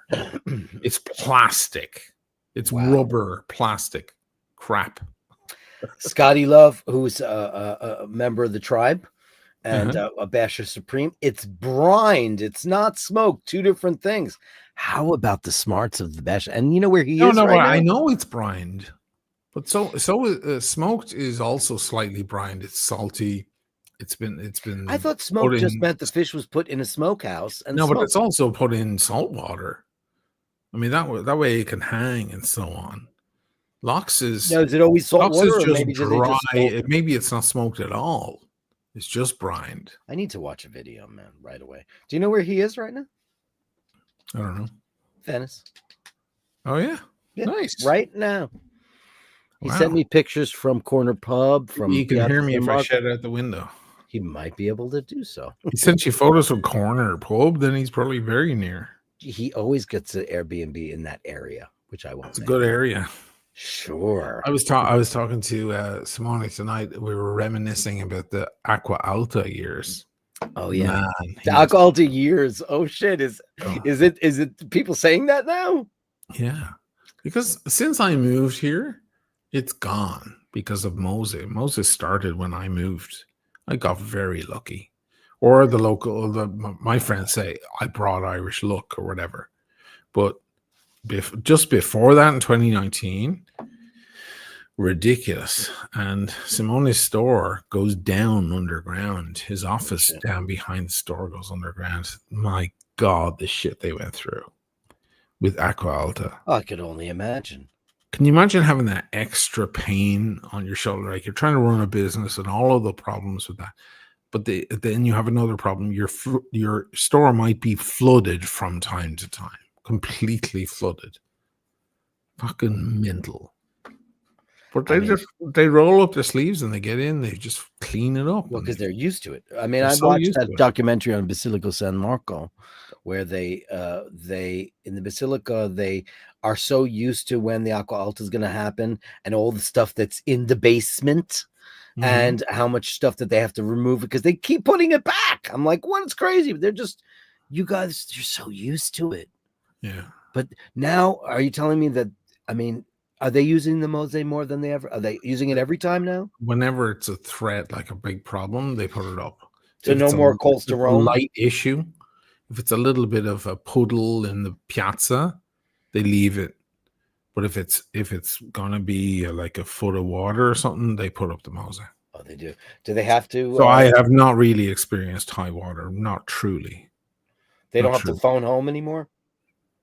They have the autonomy to do it anymore. Rome told them. Oh, Rome told them to do it. Yeah, when it gets to 110 centimeters, then they can engage it. They have to send out a staff, it's about 100 people, and then they start. The floats start coming up. They release them and all of this, and they have to stay there for a few days. There's digs out there where they sleep and so on. They have to oversee it. Sure. Yeah, it's a whole operation. For anybody interested, we're talking about this new system that's been in the planning and building stages for the better part of decades. And it was implemented a couple of years ago. I think it was 2022, right? 2020. And the reason why, and Simone was saying earlier, is because 2019, the end of 2019 was so bad. It was one of the worst ones like in 100 years. Sure. It was so bad. Since 66. That pushed them. That gave them the fire. Like we need to do this now, because if this is going to become the norm, the city can't operate. You know. Also, at this point in the game, how many times can people lose all of their shit and have to recover from stuff? It's unfair. Well, my friend left. So here's an interesting thing. One of my first arty videos on my channel or whatever with the Daytona, I came to Venice, right? And I used Wagner. What did I use? I can't remember. Death in Venice, right?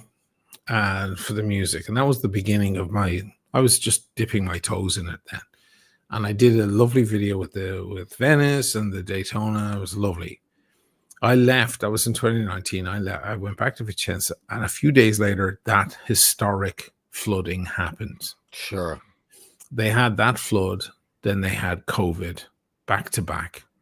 The people were destroyed because they were stuck in their houses during the flood, then stuck in their houses for COVID.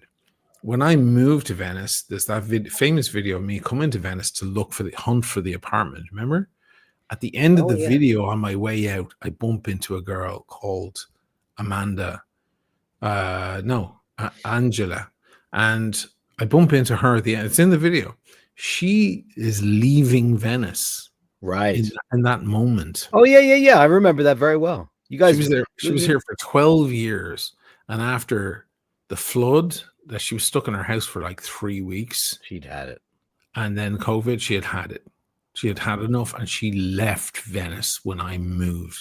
Almost on the same exact day. I remember that. You saw her on the street and she said, I'm leaving. Yeah. Yeah. Because we were on FaceTime most of that day.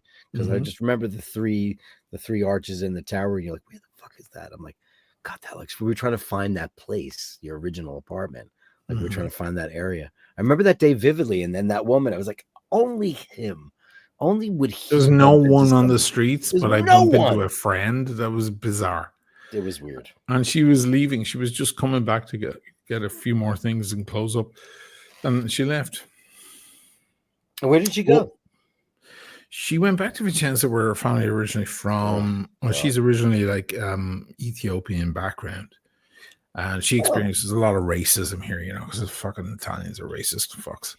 And except for the guys that think she's beautiful and all that stuff, Well, yeah, that's a whole other thing. So But then she met some dude and she moved down south. She's down in the south of Italy now on some That's island. better. So she's great. She's doing fine. That's better. She's doing fine. As long as she's happy, you know.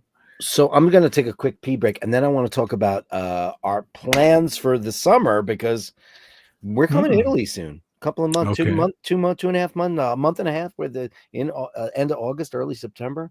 And I want to talk about, because the one thing other than the business that everybody knows we're planning, we're going to fucking Napoli, motherfucker. Yeah, for pizza. We're going to go down there for pizza and coffee, and we'll stream the shit out of it. And also because it's time. You've been there, I've not, so I want to go see. I've never been to Naples. What do you mean you've never been to Naples? No. All right, I'll be right back. We'll talk about that in a minute. He doesn't know that. I've been to Sicily. I've been to Rome. I've never been to Naples. I just bumped into my Naples buddy earlier tonight. JHB Super Sticker 1999. Let's give you a nice big bang for that. Dirk is faster at this. I'll do... Which is the one I like? This one.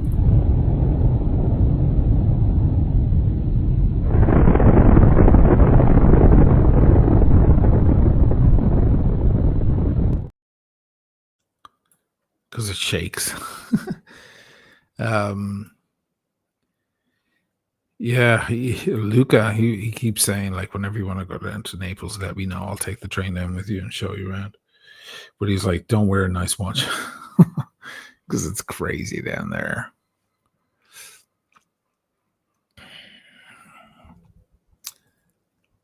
DG, sushi in Italy you can find. It's, listen, I found a few places that I kind of dig. One of them is in Bassano, of all places. I met a guy tonight actually from Bassano. We were talking about that.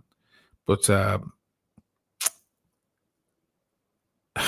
listen, when I was back in New York, you go into your average sushi place and it's like 10 times better. It's just like sushi is different level over there. And California is even better. And like, I can only imagine what Tokyo is like. It's not easy to find different cuisines here. You got to make do with what they have, which is pretty damn awesome in the first place. And it doesn't mean pizza and pasta. You can have all sorts of wonderful things. You can avoid. I don't eat pizza or pasta, so I don't miss it at all. You have wonderful stuff here. But yeah, they don't. Milano will probably have amazing sushi. Maybe I'll go over and see my daughter, and she can bring me to the best sushi place there. You know? She'll know all about that. She'll know it. Yeah. Andrew with a giant contribution, 50 Canadian dollars for the first drink when you fellas get together. And oh man, you're the sweetest. Best wishes for the best of days to come. And the one that you love the most, I was just getting out of here. That you love the most. That's. I reserved that one for the.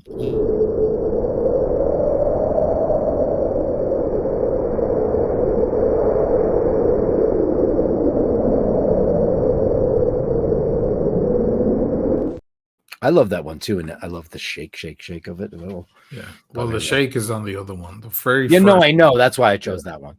But okay. I reserve those two, and I very rarely, if ever, use Lenny. Look at this fucking graphic behind me. This is mental. I just love it, man. Can I just tell you that I've got this wallpaper? Look at this shit. Is that a game? Yeah, it's one of those video games, but somebody's just, instead of playing, they just walk around slowly. That's fine too. Isn't that gorgeous? There's no problem with that. Thank you, Andrew. You're the best. Ever since I upgraded and I have this new. Oh, by the way, so I got my hard drive yesterday, and I finally carbon copy cloned my old hard drive. Okay. And it took 24 hours to do it. Oh, Jesus Christ. Because it's USB 2.0 and all this crap. So I'll be judicious with what I drag over here.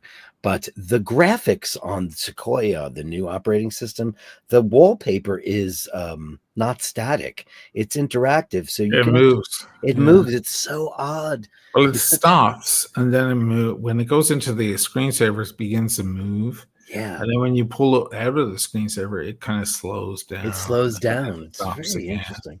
Love that shit. It's a lot of fun stuff. And again, everybody, thanks so much for helping me get to improving the show. And obviously, audio and video is pretty flawless now.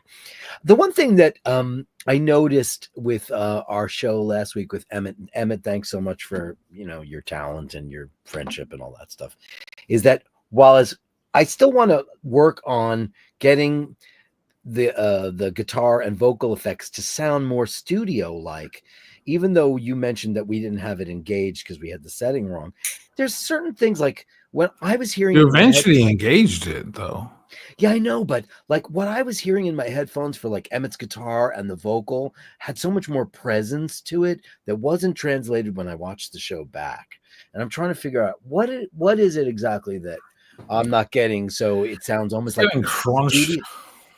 It's getting crunched when you play a song, when you pull up a song, something we don't do, but when you pull up a song on YouTube, you're hearing a nice audio but the audience aren't. They're getting a crunched version. StreamYard is crunching it so this is possible. Yeah. Because the internet, as fast as it is, isn't that fast. It's so not it has that to fast, crunch it, Yeah. Years ago, because we've both been in the digital recording arts forever.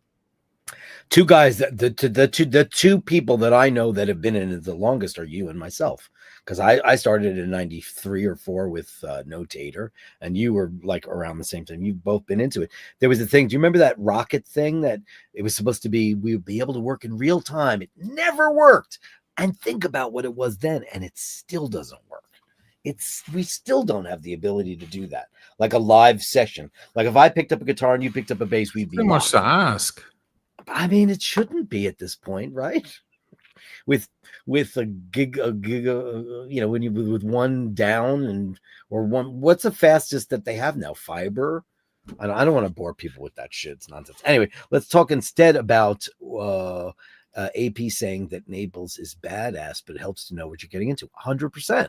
Yeah. But like I said about. So I was out I was doing a live stream last weekend, and I met a bunch of nice people, and they're all from Naples, and everyone was going mad about Lucia. She was very beautiful, and she turned out to be super cool. And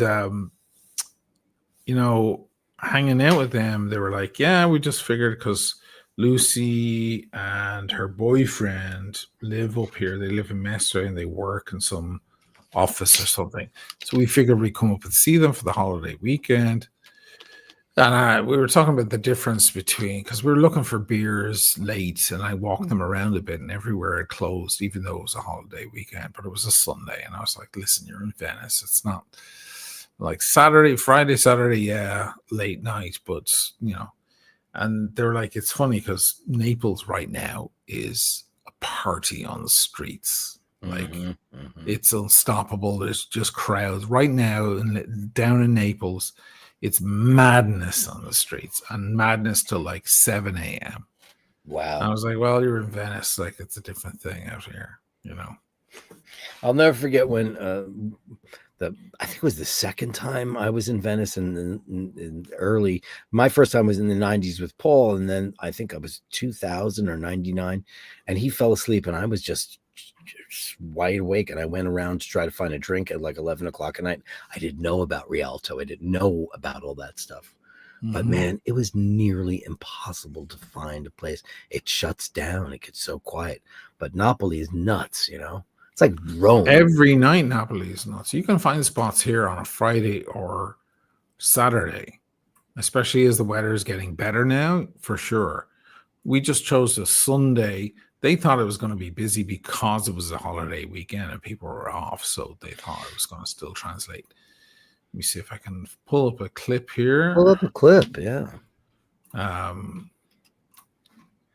Eddie shorted Tesla this week and made more money than Davy Crockett. Anybody want to drink? If you shorted Tesla, then you did really well. That's why you love Donnie. He loved the way he manipulates the stock market. That's called illegal. If you can shorting is it's a dirty game, but you can do great things. There's Lucy. Oh, hey, Lucia from Naples. She was nice, very charming. Cool. She turned out to be a big hit. And there's the boys. Yeah. I watched this whole stream. One of those I guys was a total ride. The little guy.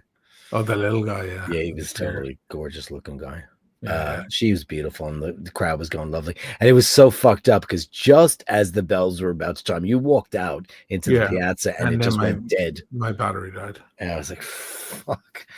But nobody cared. It was just that was lovely how you came upon these wonderful people. They were so. We ended up walking to Rialto with them and having drinks. We hung out all night. I did a second stream. But I didn't catch the second stream. Yeah, well, I got once I charged up the phone again. We started another stream, and it was mostly Lucy actually, and she was great. She's a star now. She loved it. Andrew Wolkowicz, Canadian, $5. Give a like. It's also called an upvote. It's free, and it only takes a moment. Be the reason for Dirk and Oisin to smile today. Aw, Andrew. You're the best, man. Thank you so much. Andrew Wolkowicz Gong.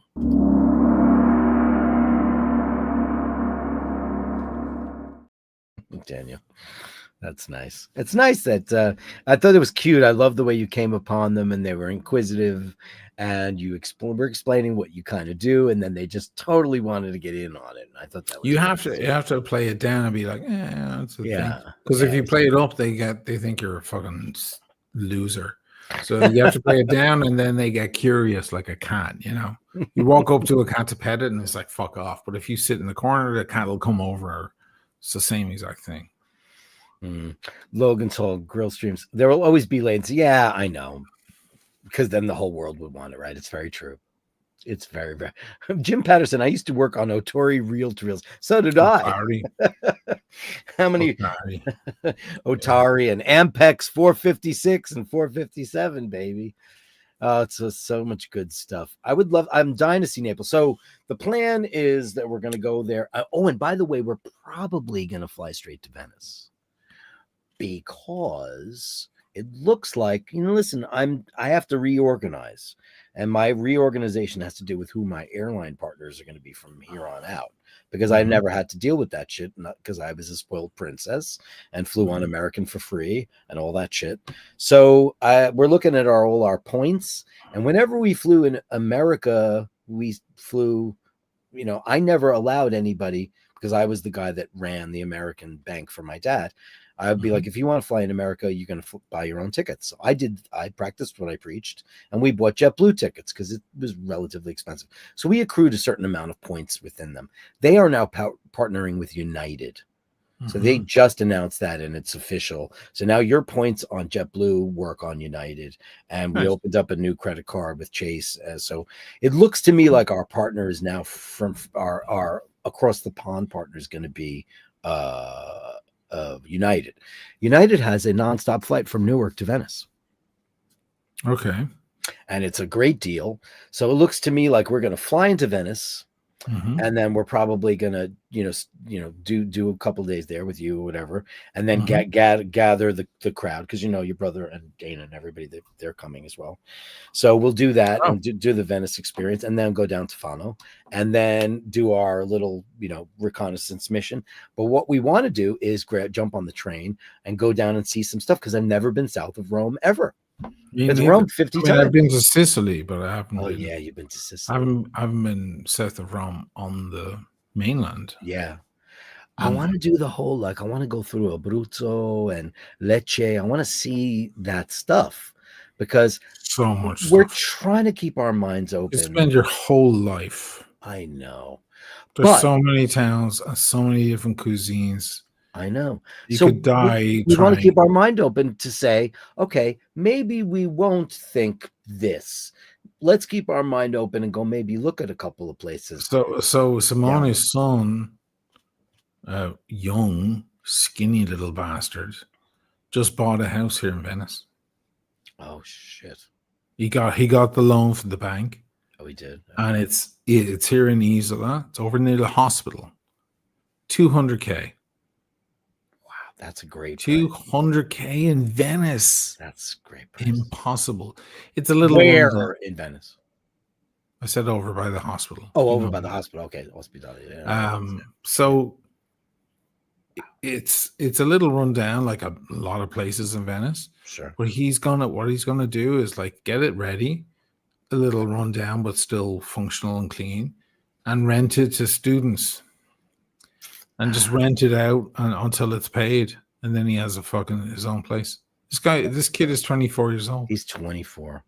Well, he gets by with a little help from his dad, right? Well, he has that cachet, and he works hard for his dad, and he sells a lot of watches. But his father's a legend, they sold an AP today. There's a big name there. There's a trusted name, a trusted Venetian.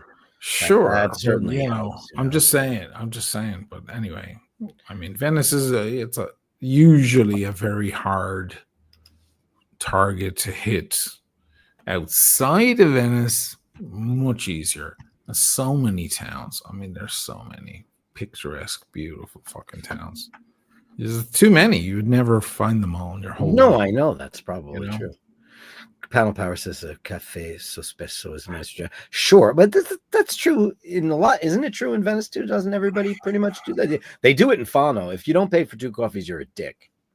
So Speso isn't here in Venice now. Oh, it's not. In Fano, it's very more for the south.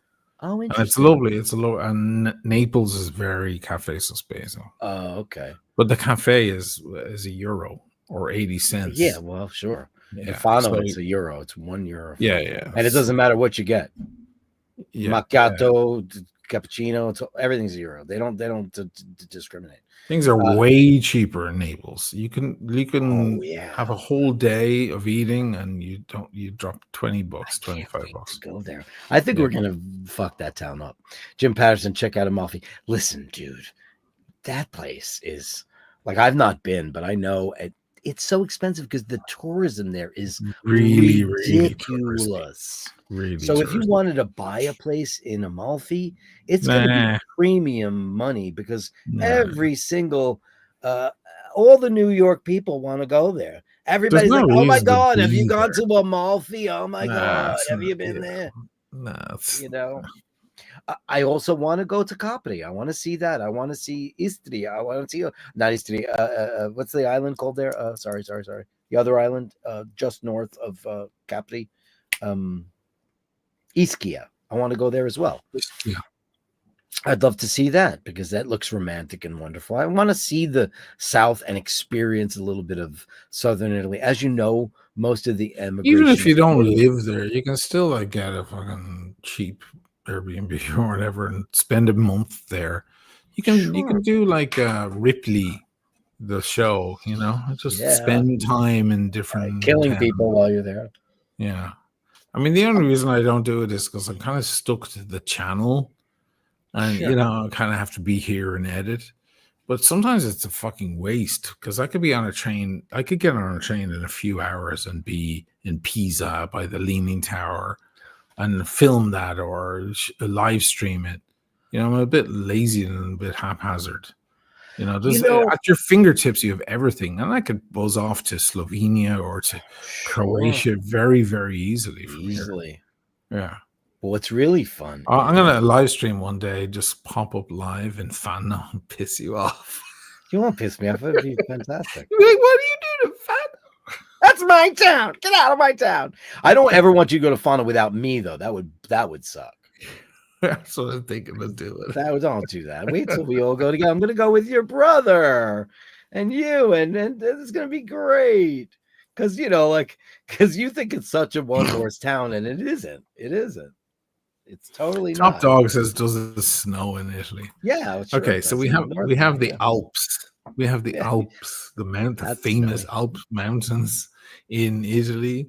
We have the most expensive, famous, high-grade fucking ski slopes. I can't say anything. It's getting late. In some of the most fancy places in the world for skiing, like Cortina and so on. So yes, it snows in those parts of Italy. It snowed here in Venice like 4 or 5 years ago for the first time in a long time. Depends where you are. I don't think it snows down in Naples now. It's too warm down there. Yeah. Italy have everything. these fuckers up here, they got on the boat. I was out with a bunch of the lads earlier at the bar over in Rialto, and they came on their boat and they got on their boat after. Like these bastards, like they were heading off to some island, to some beach to have some barbecue on the beach. Like, it's like you don't understand the life you have. Then in the winter, they all head up to the mountains because Simone has a mountain house. Of course he does. They all do. And they all go up there and ski.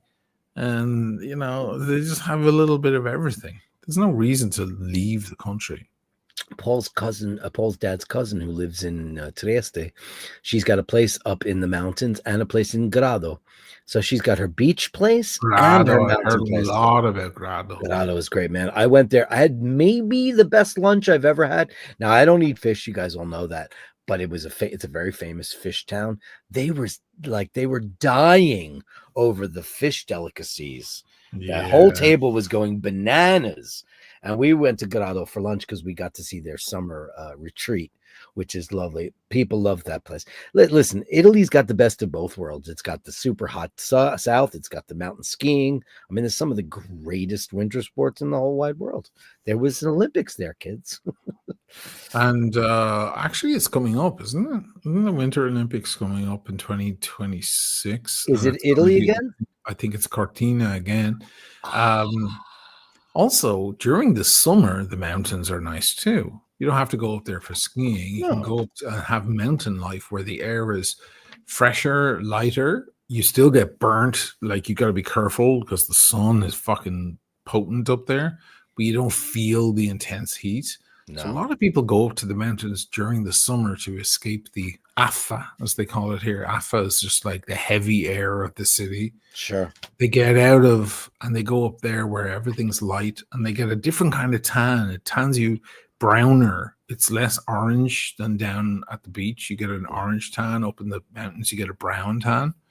And they all fucking know their shit so well, and they live off that tan then for the whole year. By Christmas, they're still fucking tanned, all the Italians. Crazy. I mean, intense. First of all, most of those places are elevated. They have a higher elevation. So, and there's probably a whole lot less of pollution. So you're getting way more direct. You're getting clear sunlight. Yeah. So you gotta cover yourself up there because it's lovely mountain life, and they eat different things. They have goulash and beer and things like that. Right. Different kinds of Trieste, the meat and the goulash, and it's crazy how Bolzano is crazy. Bolzano has two names. Bolzano is Bolzano and Bozen. Bozen, right? Depending if you speak German or Italian. This is a wonderful cross section of stuff, and then going down through the Pianura Padovana, that flat area below Padova, which is very interesting. And then you hit the Marche, amazing food in Marche, overlooked, underrated. And then, of course, you hit Tuscany and shit gets out of control. You're at a restaurant and the olive oil on the table makes you want to kill yourself because it's like we can't even find that up here. No, you can't. And you've had it. It's 2 hours away. 2 hours away. And you dip the bread in that and you're like, I don't want anything else. I don't you want don't to think I'm getting food. on a train in Fano and going to go get that olive oil? Because I'm going to do it. Because I'm sure you can get some decent olive oil in Malta. Sure. Sure. Yeah. But you're not going to get that. It's just not going to be. It's everywhere. It's on tables everywhere. It's on tables everywhere. It changes your whole idea about what it is. Anyway. Of course it does. Of course it does. There's a whole world to explore. This place is so dense. The history of this country is so fucking ancient and dense. You could spend your whole life trying the wines and never taste them all and drop dead. There's like 2,000 varietals of wine, versus France, which has like 650, versus America has like 60. This place is fucking mental, and there's a church here and a church there, and there's all the art and the discovery of fucking perspective in art, and so it's just so fucking rich that you stop every 3 meters and you find something new. And then, of course, all the different towns have different traditional dishes throughout the year, depending on the season. Yeah. Venice is a very peculiar one. It's a very odd, peculiar place to eat food. you know, Well, it's because it very was based. the epicenter of trade, so they had Mhm. so many different spices and things and stuff. I mean, And it it's was, mostly based on the fish from the of lagoon, course, you know. yeah. You know what I mean? So there's so much stuff. I'll be in Florence soon, and it's going to be that Fiorentina steak. You know, Because it's they're going to be famous for boar and steak. boar and steak. Yeah, Yeah, and the you should steak go to that you place don't though. ask, you don't say how you want to No, cook. There is no, no question, you don't but they do bring it out and show it to you before they cook it. that. Right, And they but bring it with you say nothing else. You just let yeah, them cook it you don't get to choose. because that's just like I That's not like what my steak this way. they, Don't do that. they don't care what you think. They don't care what you think. And you shouldn't. You shouldn't care because you know it's unbelievable. When The we only offense I'll do when I'm there is I'll order wine from Lange. There's another thing, the Lange region. There's a whole other region, like a whole other world over there. And Torino, the original capital of Italy, that place is gargantuan, yeah, monumental, and you know, and then outside, just 20 minutes down the street, you have the Lange region and all those beautiful little hills and Barbaresco and Barolo, and you're in a fucking total dream over there. Like that dream is like 3 hours on a train for me right now, and I'm not there. What the fuck is wrong with me? well, you're in Venice. Well, I'm in Venice. I get a pass. I look at it this way, like Andrew just said, you where you are, you could have a coffee and breakfast in Venice, fly to Paris, Germany for dinner, because of That's where right. you are. That's right. And that's the whole idea of the rest of my life is I want to focus myself there. I've now familiarized myself with the airport there. It's called Falconata. It's in Ancona, and I can see where it will take me because I want to be able to just say, and I'm not going to bother with the fucking planes because in Italy you have trains and they go everywhere, and it's probably one of the most incredible train systems in the universe. And it's reasonably priced for even for like business or first class. It's if I Well, the last time I went to see Armin in Vienna, I went there in 2021 with Lydia on the train because there were no flights, and it took a long time. It was a long ordeal because there were no flights. But the last time I went was 2 years ago to drop in on Aaron when I turned 50, so that was a year ago. And I felt awful. I felt awful that I don't see my brother like every other weekend because I got on the plane and it was 45 minutes. sure, And I was in Vienna. yeah, wow. I got off the plane. I got in a taxi, and there's my brother. I was like, "What the hell is wrong with me?" It was less time to get to see you than it is to go to Vicenza and send a parcel. I could go see my sister Pat in 20 minutes. I could go see my sister Carrie in 40 minutes. What the fuck is wrong with me? You know what I mean? Right. That's just what happens when Yeah. life gets in your way. Like It's a I should be psychological going thing, there. like, oh, I'm going to Austria, and that's a whole big ordeal. Not really. It's not. It's I right mean, there. I'm a dick, so I want the nicest hotel in the city and all of that, you know. So I'll wind up God, dropping you're money. a dick. Yeah, I'm total dick with that. I don't want to stay in some little shithole, but Life's too short to I stay could in a shitty still hotel. like over the weekend, I could totally go and see Aaron, hang out and have a great time, and then be back, and wouldn't really, you know, it's like that. That's the great thing about this spot in Europe. You can be in so many places. Dude, you can fuck off to Paris pretty easily. I'm gonna fuck off to Paris quite often, thank you. Yeah. I really enjoyed Holland. I wish I could concur with that because I don't get that town at all. Amsterdam. I fucking hate Amsterdam with a passion. Really? I hate that shithole. I hate everything about it. I think the people are I liked snooty cunts. And they are. The Dutch are they're a the little snootiest cunts. They're the most uninterested in, like, I'm so, and you know me, I'm a fucking puppy. I'm inquisitive. I want to know. I like every time. I like I've been talking there to a couple people times. too.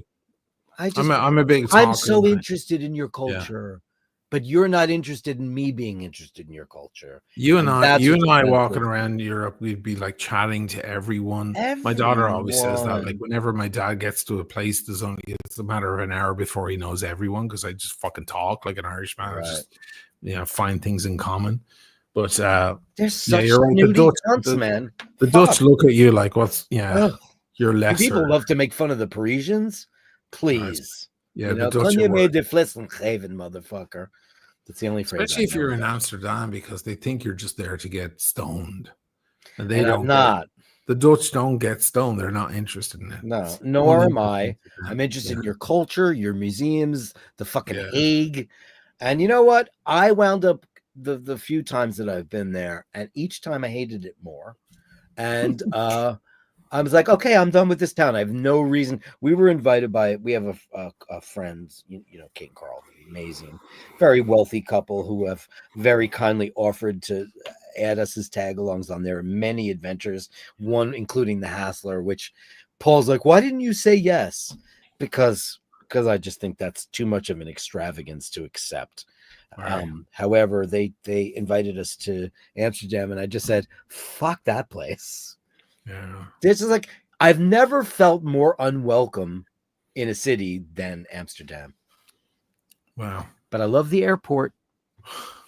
It's a great airport. It's a blueprint airport. Eddie's My probably Dutch friends feeling get pretty stoned. disheveled right now.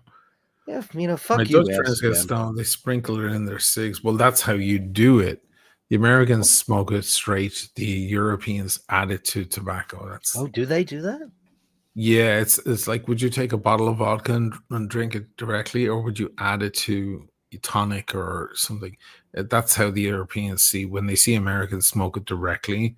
They put hashish on a pipe and smoke it direct. They're like, that's like taking a bottle of vodka and doing this. They're like, don't you want a nice smooth buzz? What's wrong with you? But the Americans also invented the shot, which is not a Mexican thing. Taking No, it's tequila and shooting it with your friends is No, not it's a Southwest thing. Yeah, it's invented is American thing. Cowboys. Let's all get as fucked up as we can as fast as possible. It's a very American fucking driven thing. Shots are amateur hour. Everyone here, when they smoke weed, and I know so many people, I used to roll a lot of joints, not for me because I never gave a shit, but for other people. And it's always mixed into tobacco, and it gives you that long, smooth, easy high. And they have high quality stuff. They have Maria, they have like the bud, and they have the hashish and the block. Well, Europe didn't have marijuana until kind of recently. They only had hashish. It was mostly hashish. Because when I was on the road with the band, I didn't smoke pot, but other people did. And it was and block. The only thing that was available was the black, or dark brown block hashish shit. Yeah, and because I had to throw it up. Me and my manager Ray had to get rid of it off the bus. Some of it is very high quality, especially in Holland, where it's been legalized many years ago. They've come to a certain level where it's all super high quality. America is just more known for the bud. The bud can be really spiked, though. You can get crazy buds with orange things on them and so on. You can get fucking, it's like a hallucinogen. Depends what you're into, and it's a different kind of high. It does. Different kind of thing. I'm not a smoker. Again, never gave a shit. I've just been around millions of smokers. Right, because we're in the band. We know we know all about danger. Well, I lived with one for a long time. Did you? I didn't know that. Yeah. And if she didn't have her 3 joints a day, yeah, that was a problem. I didn't know that. Yeah, Drooby Doo. I'm sorry. Heading to Amsterdam. You cancel that trip because it sucks. Don't go there. It sucks. You know what? They don't care about you. You know what? I went to the Hague and I went to the Anne Frank Museum, which was extraordinarily moving. And the rest of it, meh. Didn't love it. But sorry about that. I thought it was a pretty town with all the rivers. It is very pretty. It's got more canals than your town. Yeah. It's fucking huge. Mm. In Holland, women were all over me like mosquitoes. It was nuts. I've never been so desired by / I haven't heard that term. Well, the women in the Dutch women are beautiful. They're all fucking tall. They're all 5'10", 5'11", and they're gorgeous. You're very. I can attest to that. I went with a beautiful girl, but she felt very, very vulnerable the whole time. She was like, every girl around me is taller than me and gorgeous. And, she felt very threatened. She shouldn't have been, but that's women. But I just don't know where the arrogance comes from. Because, Dutch arrogance is dramatic countries. There. Because my cousin Connor lived in Haarlem, and and Amsterdam for years, and he would speak about that too, about the Dutch arrogance. It's crazy. They're also a little bit fucking nuts. You have to remember the Dutch, they took the islands, the Antilles Islands, and Been there. Aruba and all. Remember Closed that out crazy Bonaire. fucker killed that woman, Natalie Holloway, and fucking Casper Van Hoek or Van Hoot. Van der Sloot. Vandersloot. Van der Horst is Nico, which explains Oh, everything. is that right? I didn't know that. That explains everything about Nico, by the way. If you know the Dutch mentality, you know everything then. All the pieces fall into place. Van der Sloot was the name of this other dude. And he killed that woman and then exiled to Venezuela and killed another woman. Killed another girl. Yeah, fucking mental, party mad, arrogant people. By the way, we're not saying that the Dutch are murderers. We're just saying they're arrogant. They're good at making clocks. Christopher Higgins. What is came up with the first clock with a minute hand. Oh, is that right? Yeah. What are the Dutch most famous for? A lot of stuff. There are a lot of inventors. There's Van Eyck, the painter. Sure. Van Dyke and Van Eyck. Sure. Van Jesus. Gogh. Yeah. Shit. I don't Windmills. know. Windmills, of course. Rams, dams. They're very good with dams. Very good at blocking water. What? We're in so much trouble. The Dutch most famous for. This is a great thing.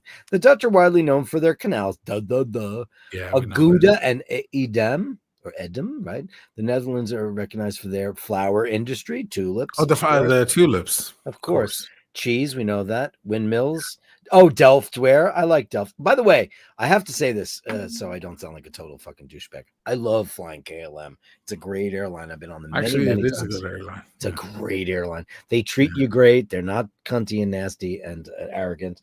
And also, the salt and pepper shakers of the little Delft houses, which is really, really sweet. And I've always had a good experience there. And I've played there many, many, many times. I've had to, but I always felt like, well, these people just are so not interested, and they never ask you about your culture at all, which is interesting. They're not that interested, no. No. And as a fella, if you're going out, any guys in the audience, you're looking for tail, it's probably pretty good. I find in like these areas where what tail. Like if you go, like if you're dark looking like me. Like I don't do great in Italy, honestly, because I kind of look like an Italian. I don't have a very different look.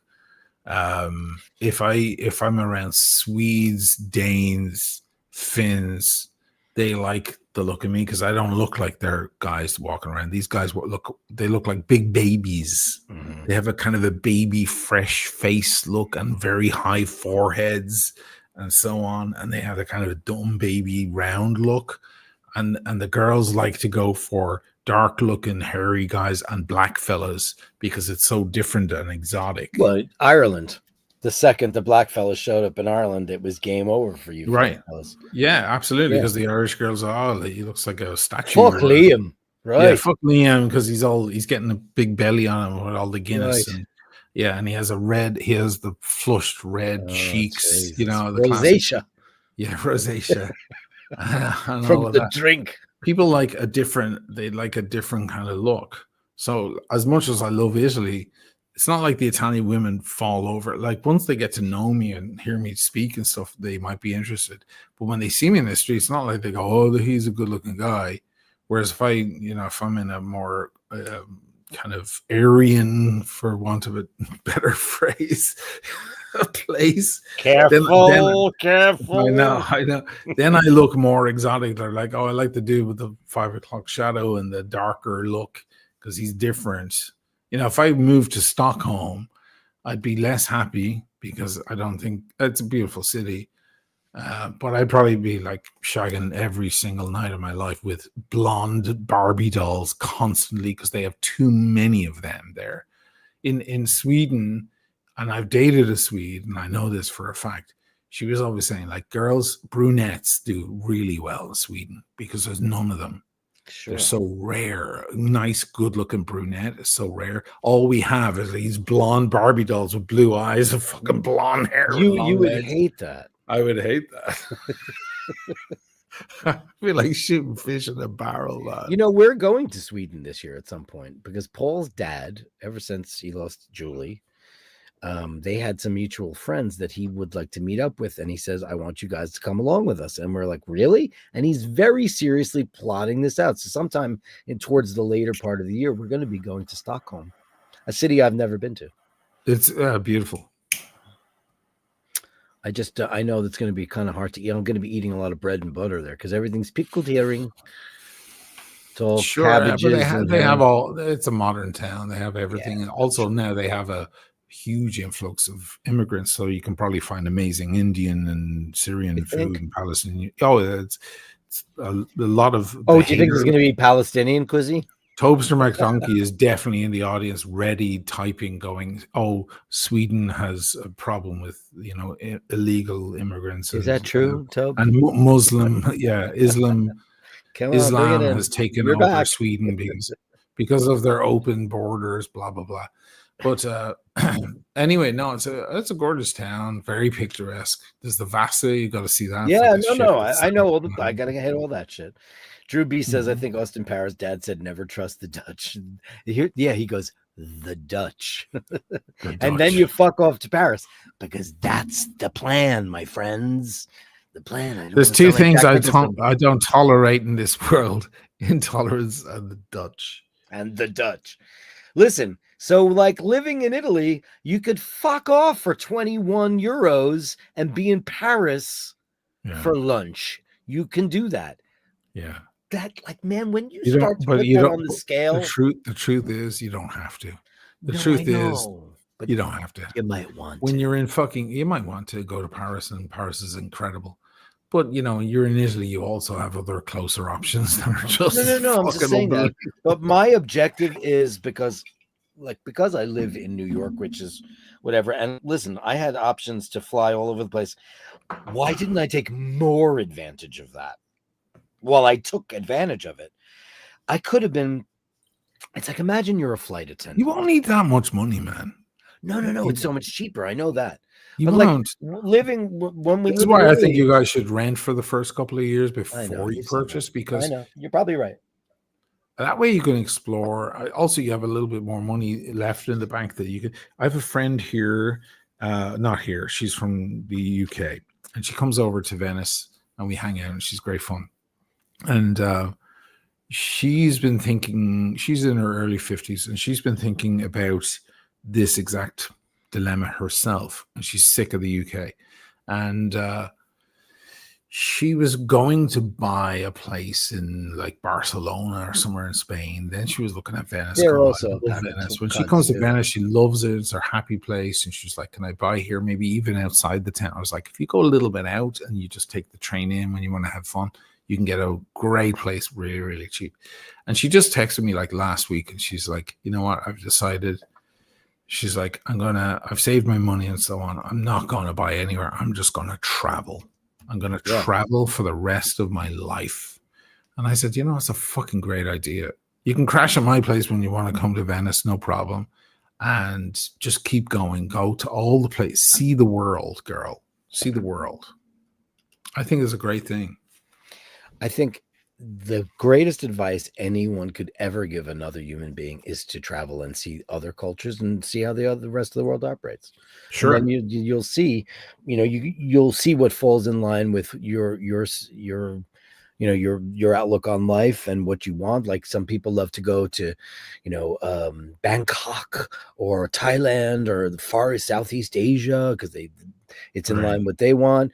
Our sensibilities are we love the Euro community, and we prefer like that kind of piazza mentality and that kind of socialization. Some people like, stuff that's a little bit more mountainous. Like I to be honest with you, mountain vacations and tropical vacations don't interest me all that much. And I had a good time in Mexico. Don't get me wrong. I had a great time. Great time. probably more the company than it was the location. Mm-hmm. You know, people I love were there, and we had just had a laugh, which was great. But yeah, it's the greatest advice ever. And you know, America, well, we're more isolationist than we've ever been before, but we are far away from everybody. And like it's It's very, very true. difficult It's for like, people to yeah, get you've got this to hop a pond Gotta hop a big or fucking just pond. stay within the Yeah. US. Yeah, Yeah. it's true. Yeah. Here's Timmy Wright. Look at this. Just had a great time. We saw it, Timmy Wright. We saw Oh, it. yeah. He had a great Hawaii. time and we watched it. We Hawaii. watched it in real time, kiddo. Beautiful. Fantastic. Yeah, I mean, like, look how fucking far away. First of all, of course, America should have nothing to do with it. Let's not talk about the politics and let's not talk disgrace about that all that shit is. it's for Timmy to get to Hawaii. Let's bamboozle everybody into owning you. For And Tim to get Hawaii, it was a 10-hour flight if it was direct. oh my God, it's so far away. 10 It's hours. nothing to do with us. But but it's ours. And I've fantasized for the longest time about going to Bora Bora because it's a place I'd like to see before I die. But who do I want to? I want to go there with you guys, like our gang, so we could just fuck off in paradise, right? You know, but it's like 29 hours away. You have to go from here to either Hawaii or to Tahiti, and whatever. 2.5 hours. I'm in Tuscany at a villa with a swimming pool on private land for 200 a night. Give me a break. Yeah, you know. I'm in. Boris the third PhD says the United States is home to more immigrants. Of course it is, because we're a country of immigration. We killed all the people that were indigenous to our country. That's right. More than the next 4 countries. Of course, nobody's arguing that. We are a country of immigrants. That's what we are built on. No one is American until you are born here and naturalized. It's a made up thing. Yeah. We're made up. Am I wrong about that? No, you're not wrong. It's a fact. It's a fact. I mean, of course, we are a nation of immigration. That's why America having a stance the way it does now on immigration is ludicrous. Insane. It just makes no sense to any sentient human. It's like a casino owner telling you not to gamble. There's no gambling here. You know what's really funny is prostitution's not legal in Vegas. It's not. Going Dutch. Oh, was that maybe the best comment of the whole night? Because the Dutch are so fucking cheap. Yeah, everybody knows it. Listen, listen.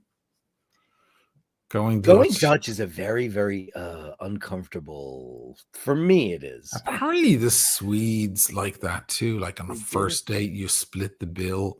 That would be a hard thing for me in Sweden. Dating. Yeah. Because I'm too chivalrous, I'm like, you're not paying.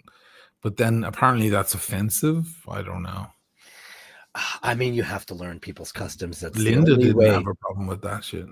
Who didn't? Linda, that girl I dated from Sweden. Little blonde doll. If you saw her, you'd be like, oh my God, that's exactly Oisin's. Here's Oisin's. It's like, it's in the Oisin pamphlet. Yeah, it just looked like a walking. I know. But I'm my also friend Francesca very used to call her I'm Greta, shocked though. Sometimes Greta Boom Boom. That's what she called her. Because my friend Francesca, she was like on the dating scene while I was, but we were wingmen. We weren't interested in each other. So I was trying to fix her up with fellas, and she was trying to. So she witnessed all the different girls coming through, and she had a name for all of them, and her name for Linda was Greta Boom Boom. Greta Boom Boom. Greta Boom Boom, and her name for Vanessa, who you've met from Staten Island, yes, I have, was Deep Throat. Well, because she's multi-orgasmic. She'll never live that down with me. Deep Throat, because it was a big secret at first, and then there was the other thing. Deep Throat.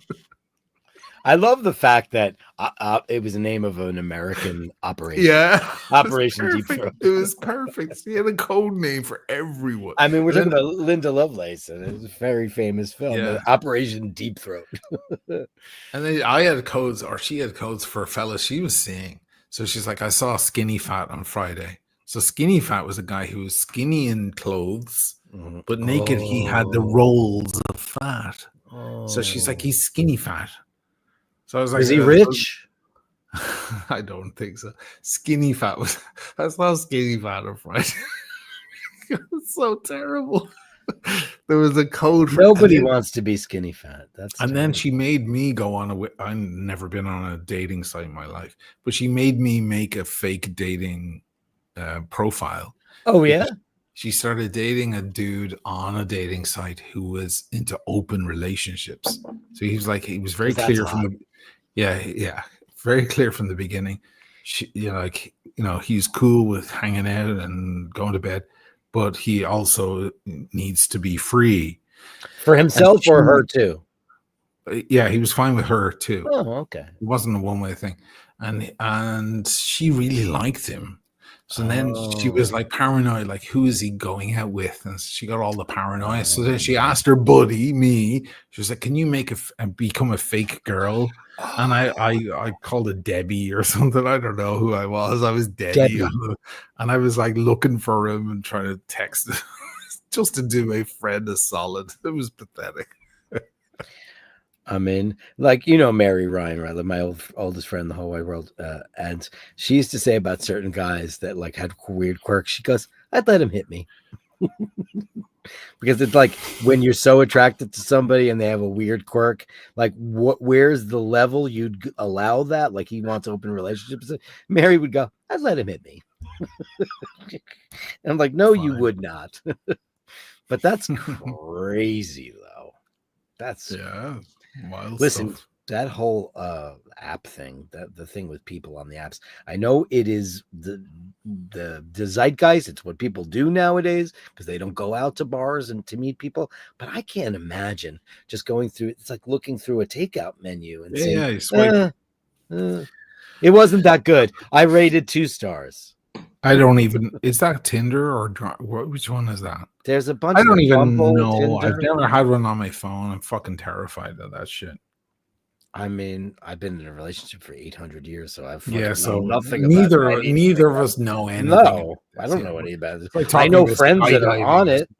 Yeah, I had a slutty gay friend for a while that was on the Grinder, and he's a self-admitted. I'm not going to name him, but he's a self-admitted slutty fella, and he got into he was hooking up with a couple, right? And they were into looking for a third. And it was like hot and heavy, and they got into the whole shebang for a while. And what happened?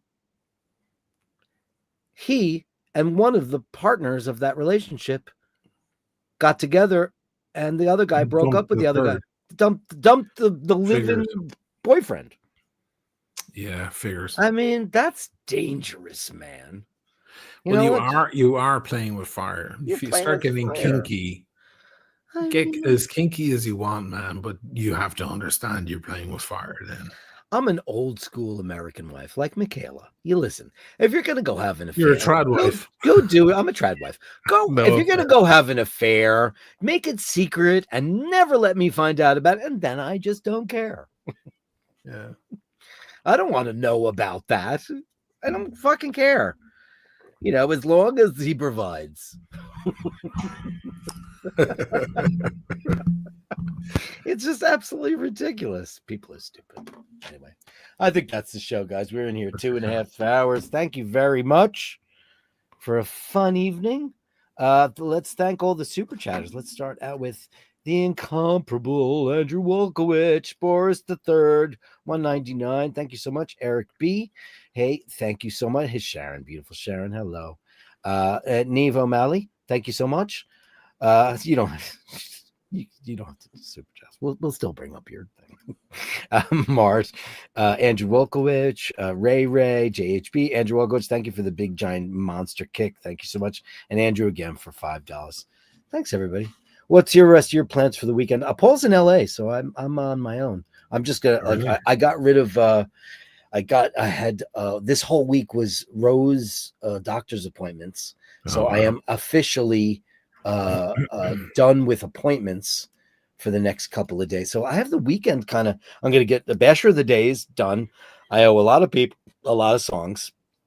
So I'm going to get that done. And I'm going to get a little bit more accustomed to my new system because there are some things that I haven't explored yet.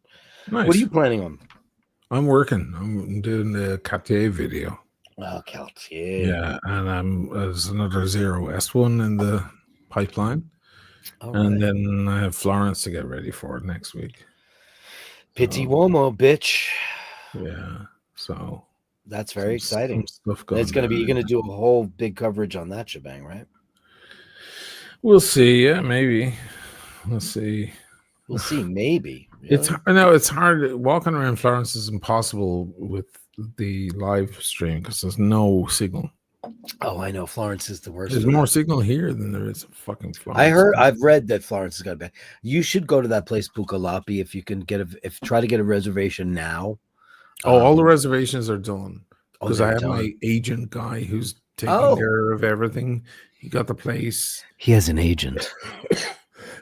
Yeah, and he's like he got the pass, not the ticket, but the pass for PZ and all of that. And there's a photographer, blah blah blah blah blah. I just need to figure out some. I have to pick up some new clothes, some cool shit to wear. So you're going It'll to have to be Brunello summery as Cucinelli for the fuck. weekend? So yeah, it'll be fun. But what'll be most fun is the hangouts, the late nights, after Cigars parties. and no socks. Well, they're all 25-year-olds. Like I'm the old guy in the room. Oh, You know, it's the same as last time. A lot of little horny 25-year-olds, and they're all students of the Fashion Institute there. so you're going to be beating off homos with a stick? Is that what you're going to be doing? Last time they weren't. There wasn't much of that at all. Not a lot of looking for daddy action. I didn't come across it. I want to connect with Damien Broderick from, he's from Dublin. So I saw him last year. So I'll probably see him at one of the parties. I'll probably be at the Harry's Bar party, the famous one. Sure. And Smoking Moses will probably be there. The usual gang. And, it'll be a lot of dinners and hangouts and parties and you have your hotels booked and everything. Lots of people. Well, yeah, it's a big Airbnb. There's 12 in the Airbnb. It's fucking enormous. So you have to go to the Four Seasons for drinks, right? Because it's the sickest hotel on planet fucking Earth. Yeah. That hotel is fucking. I've never seen anything more mental than that place in my life. Yeah, and it's like I know, like I don't even know how anybody affords to stay there, but you can have drinks, and it's great. You should do a whole big shebang over there because that place is sick. Incredible. So it'll be that vibe. Oh, I can't wait. It'll be interesting. Yeah, it'd be fun to try watch. and take as much video as possible. Yeah, do what you can. I need a nice summer outfit. So I have stuff to wear, but I need an extra outfit. So I'm gonna go into somewhere next week. Go seersucker, bitch. Yeah, maybe. It's so summery. And you know what? You're going to come in there like a boss. Because seersucker is just like, it makes that statement walking in. Where am I going? Well, you're going to Pitti Uomo. No, but where am I going to pick up seersucker? I mean, in Italy, it should be widely available, shouldn't it? I mean... I'll do a little research. I'll do a little research. I'll go to Verona to pick up because here in Venice, I don't know. I could walk into Baggi or whatever, but I'd like maybe some bright pants, even white if that's the case, and the light summery belts and a light jacket. Because last year it wasn't as cold or it wasn't as hot, and I was able to wear kind of slightly heavier blazers and jackets. I don't think that'll be the case this year. I think I'm gonna have to go super, super light. But I don't mind doing seersucker. I could go to Milan and just pick up the stuff. I mean, I need some new stuff in my wardrobe anyway, so it's fine. Sharon says linen. Of course, linen will be all over. Well, it'll all be linen. Yeah, cotton and linen or light cotton. Yeah. Yeah. I mean, seersucker is such an American thing. It's not such an Italian thing, but it's such a great bang of a look. Yeah, and it's great. Brooks Brothers. You don't have Brooks Brothers in Italy, do you? I don't think so. I mean, it used to be so international. Man, is that shit great though? Fuck me. You need to make me up an outfit. Look, Oh, do some research. oh yeah. Make me up an outfit and tell me where to go and just pick it all up. Oh, there's some cunty looking shit here, man. Oh yeah, I I'm mean, gonna totally do this. I have, slip-ons, shoes. I don't really have a Oh, problem. look what I found. You ready for this, guys? Hold on. Ready for this? Where's he going? I love the background, the Marshall amps. This goes to show you how stupid we can be in this world. Ready? Mhm. So, in the late 90s, early 2000s, when I was like skinny and beautiful, and I was wearing size 38 everything, I was buying everything Tom Ford related. Everything. Sharon's a personal shopper. Sharon, fly to Venice over the weekend. I'll put you up and bring me shopping and dress me. Now, there's one issue that you'll have with me initially. I'm a big mother. Just burly and broad and He's tall. burly. And I'm going to tell you right off the huge bat, feet. he's And the what are you, fucking 5'11"? Italians never have 5'11" and a half? anything that I have. Yeah. 12 and a half they don't- shoe. He's probably 34 waist. I'm going to say 32 inseam, probably. Am I right about that? I would say. So he's just, like Italian guys are so like you turn them sideways and they disappear. Yeah, they're frail little Yeah, they're women. frail. Yeah. I'm a big monster next to them. So I opened up this old suitcase that was in I've not been able to find these shoes in forever. But look at these beautiful look at these shoes. Look at them. Oh. These are 1999 Tom Ford Gucci loafers that I used to wear all the time. And they're nearly mint with shoehorns in them. I had them in a suitcase. I have not seen these since like 2005. I'm glad you kept shoehorns in them. Of course. Look at this old shit. Like you could see like the marks from the old look how crazy that. And now something I always do is vulcanize all my shoes. All my leather shoes are all vulcanized on the bottom. Because what happens? These shoes will last me for 150 years. I have not seen these in 12, maybe 15 years. They were in a suitcase at the bottom of my closet.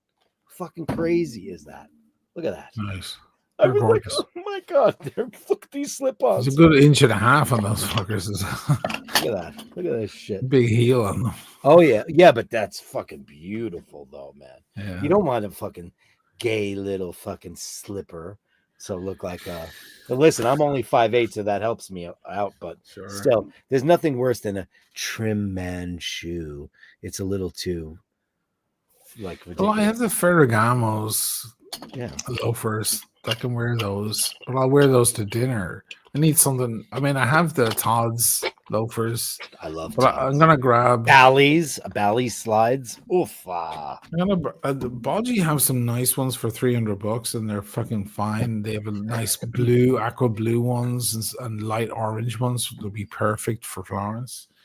So that's not a problem there. But I'm just thinking like some smart jacket, maybe with stripes, something cool like that. Seersucker, bitch. I'm gonna get you seersucker. Yeah. Do I have something with a little accent? You can dress nice, but not for PT. You need a little accent. You need something going on, accent wise. Go.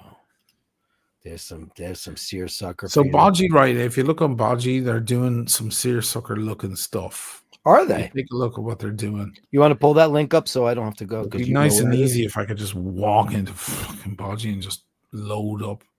Because that way I'm not dropping $2,000-$3,000 just to get dressed. No, you don't have to do that. But I know Bodgy's got it's not really great.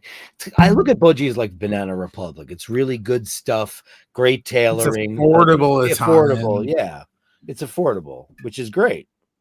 Because I like Banana Republic. I'm wearing a Banana Republic shirt right now, and it's like I can buy whatever. Like I can go to Pini Parma and I can go to Canali and so on, but I'm gonna drop coin. You know what I mean? Well, let me see, Scar. Well, for that you kind of have jacket. Let's have a look at the jacket going on right now. You can see that, can you? This all looks very autumnal to me. All of this. Yeah, maybe this is all autumn. Summer stuff. Yeah, I guess they're selling it off. I don't know. They always work ahead of time, don't they? They should. We should be looking at. Well, I guess you're right. Yeah. Yeah. I want to see Guess we're something not a little looking. bit brighter. I Like, like that. this I is like nice. that. I like that. Did you click on that jacket? That beautiful. Yeah, I did, and it disappeared. That was beautiful. Is it something like this? Nah, that's horrible. That looks like some of Granny's jacket. I hate it.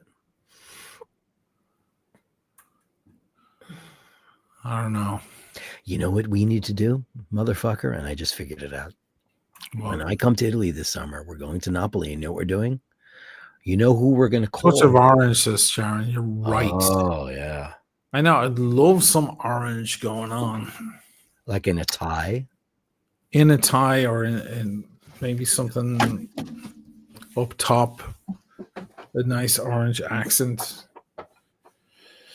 I should have bought one of those Alexandra Dobre suits. They're only $600-700. Here's my beautiful Burberry tie from yesteryear. I haven't worn this in ages.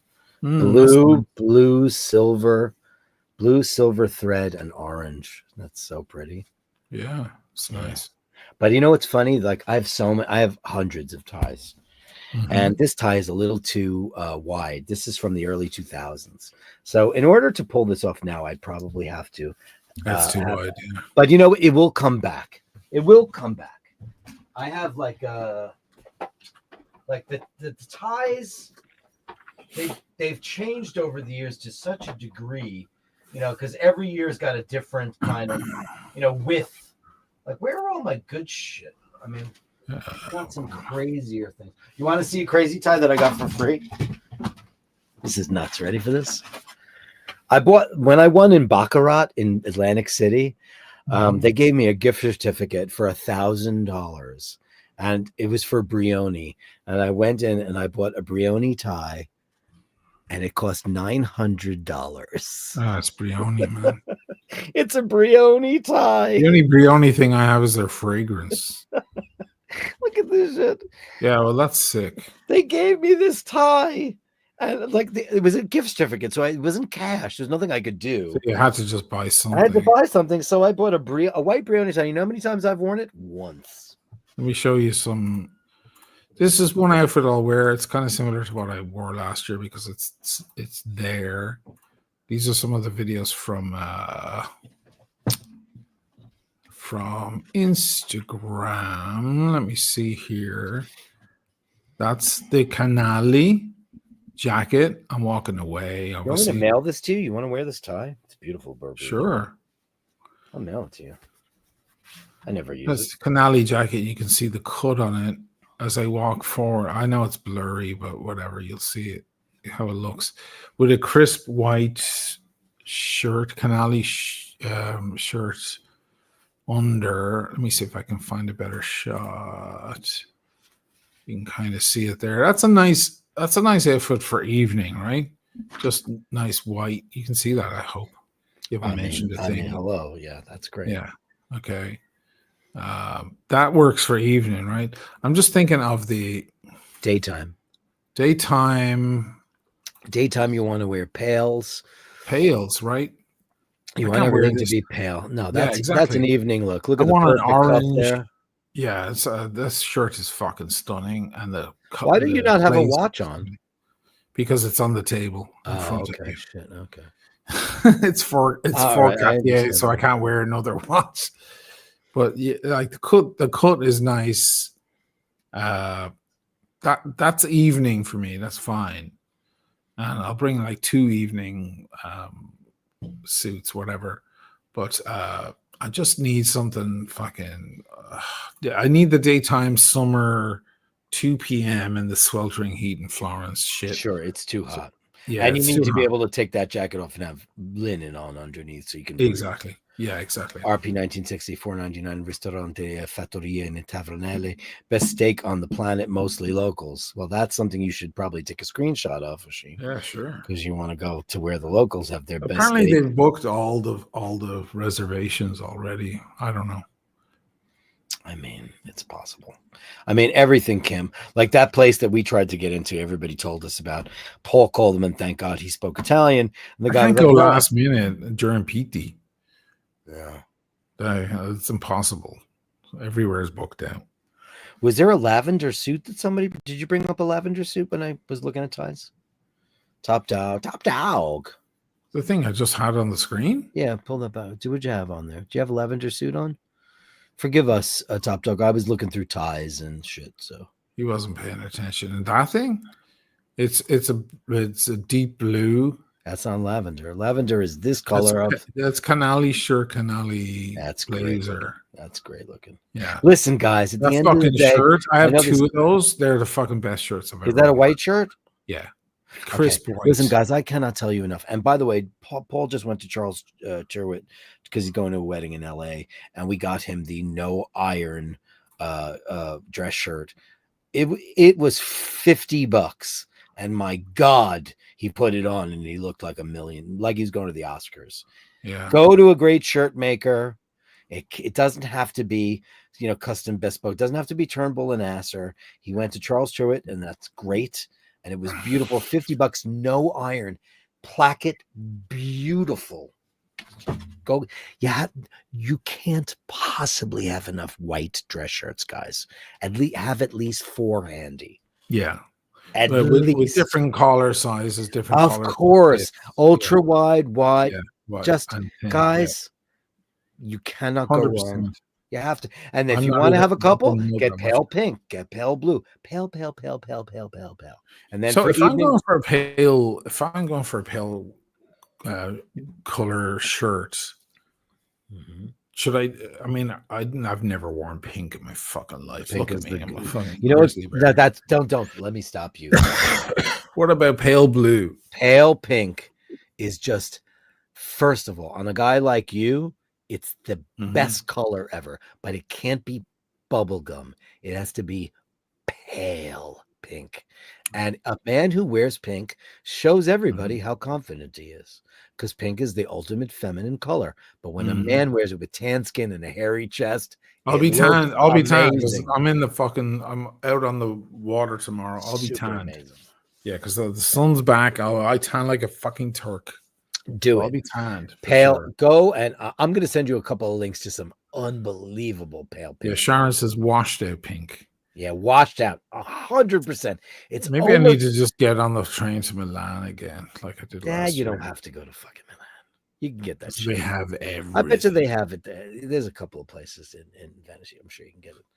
Oh, look at this. Hey, Rufus. Solbiati gray seersucker suit would be class. I don't know that brand. Gray but check it seersucker. out. Interesting. Solbiati. Okay. Is that a brand you know of? There's Well, a big place in this little town outside that I was there actually recently with Simone. It's a little fucking town out in Piave, and they have an outlet place that sells stuff at a way, reduced cost of all the big brands. They have Canali and everything at a quarter of the price. And I feel like asking Simone if he wants to take a ride out there. And if I drop $1,000 there, I'll come home with $5,000 of stuff, Look at Oh, that. that's nice. I like that. That's super nice. Now, Bodgy right now in their window, they have a ton of stuff like that. They do. And Okay. It's not $700. It's like $350. Okay. Yeah. Look at that, though. That's the real shit. Look at that. Zefiro. Look at that. Zefiro. 100% cotton fabric made in Italy. Look at that. Ooh. I don't know about Solbiato, but I'm enchanted, my friend. Look at this. Canvased like construction. Wow, that's the real deal. Look at this. I don't know anything about this brand. Thank you so much for One of those, that Napolitano guy you thought was a ride the other night. Which on guy's my that? live, you said he was a ride. Refresh On my my memory. live, the little guy on my live. Oh yeah, the little guy. Yeah. He works for Loro Piana. Of course he does. Yeah. I mean, I didn't realize, he was, when he got up, he was like, in Munchkin land. Yeah, But, he was tiny. He was a tiny guy, but he had a Roman face. Like he looked like Yeah. he was on a coin. Yeah, He's he an was absolutely really beautiful guy. good-looking And when guy. he was standing up having a cigarette, I was like, is he still sitting down? Yeah, he's Not that I have a problem. I'm 5'8", so I Yeah. listen, I'm not the tallest guy. in He the was world, but I'm easily not- 5'7", easily. Yeah, he looked Yeah. he looked maybe less than that. Maybe less. But anyway, washed up pick. I love gray. This looks very, very promising. So under that blazer, I don't like a white shirt. That's too bright. I'd like something with color. On Seersucker? So, Yeah, it's called pale washed out pink. Pink or blue. Mate or blue. But it has to be, if you're going to do that, you can't do gray. It has to be a blue. Listen, Seersucker comes in green. You look like a page at an office. You don't want to look like that. Yeah. No. This is quite beautiful. The cut of this is great. Flat front pants. Look at this. The pants too. Yeah, this is really nice. Thanks for turning. I didn't know anything about this brand. Ooh. So look up where they have an outlet. Do they have one here? What do they call Solbiati? Solbiati.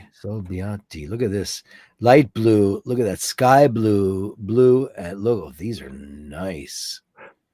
Oof. This is very exciting. Is it 2 T's or one? 1 T. 1 T. Solbiati. I like Rick Beato. There's a chocolate maker called Solbiati. Oh, there you go. Yeah. I watched the whole documentary on confetti the other night. That was interesting. On confetti, the candy company, where we get the word confetti from and how it all comes down to that little place in Abruzzo. Fantastic. Piatti Milano. All the chocolate comes up first. Yeah. Great name choice, guys. Fuck. It's called studiosuits.com. So I don't know if that's what the problem is. Studiosuits.com. Is it I don't know. Studio Suits, premium suits. Here we are. Okay, got it. Oh, wait, here's Solbiati.it. Oh, you got it right. Oh, it's all made with Loro Piana, my friend. There you go. It's all Loro Piana. Well, nothing wrong with that. For then now you know why it's $700. And that's but I don't mind paying that if for quality. Look at this green blazer on this guy here with the white shirt.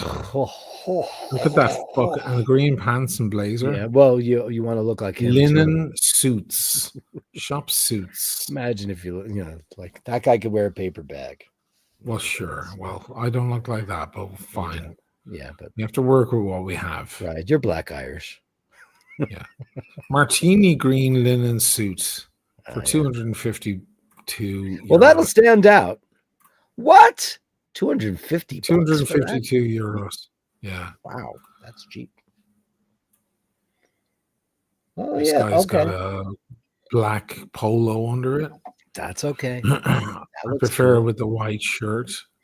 I don't mind either. Green is a very interesting thing. Boy, think about the watches you could wear. Oh, look at this. Yes to the sky blue. Let's talk to the girls, kids. Look at this. Yeah. Yes to the sky blue and gorgeous from Sharon. Boris III says, for Sheen's body, a Regent fit Brooks Brothers Baird McNutt Irish linen shirt. Listen, a Regent fit is probably right for him because he's a burly fella. So you're probably right on that. Boris. Thank you for bringing that up. Yeah, it's listen. Anybody who goes into because I'm a burly guy. But it's handcrafted in 2 to 3 weeks. I don't have 2 to 3 weeks. Oh, it's handcrafted. Yeah. Okay. You need off the peg. Well, yeah, I need it because it's late in the hour now. Look at this guy. These are not. I like this. I would wear this.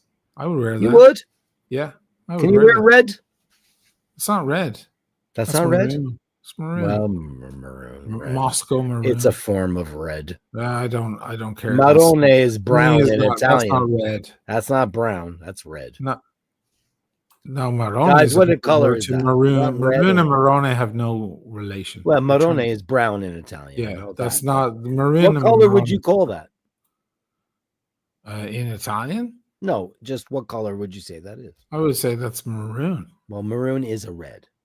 Yeah, but red and maroon are fucking. There's a world of difference. Well, there's fire engine red, and it's in the red family. I'd wear that. Yeah, it's nice. I have dark features. Red works fine with dark features. These are gorgeous, but it looks like these are all tailor made in 2 to 3 weeks. Look at that. So I See, wasn't. that pink, too pink. That's too. I see. That's too gay That's for not me. what Right? we're talking about. Too Yeah. gay. You're being a bit too gay. Too gay. Too gay. It's too gay. Now that he looks like a stick of bubble gum. That's totally wrong. Yeah. Right. I have a Gucci Tom Ford pale. It's almost white, but it's just so barely pink. Oh, it's amazing. Whatever it is, I need some sharp accents somewhere. So it's either the blazer or it's the shirt or it's the tie or it's the fucking. This guy looks like he's selling chewing gum. That's it's awful. Yeah, I would never wear that. Terrible look.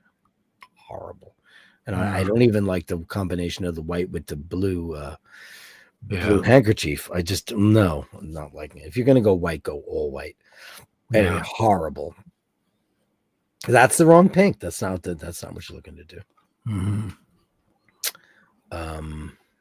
Let's see what Pini Parma have.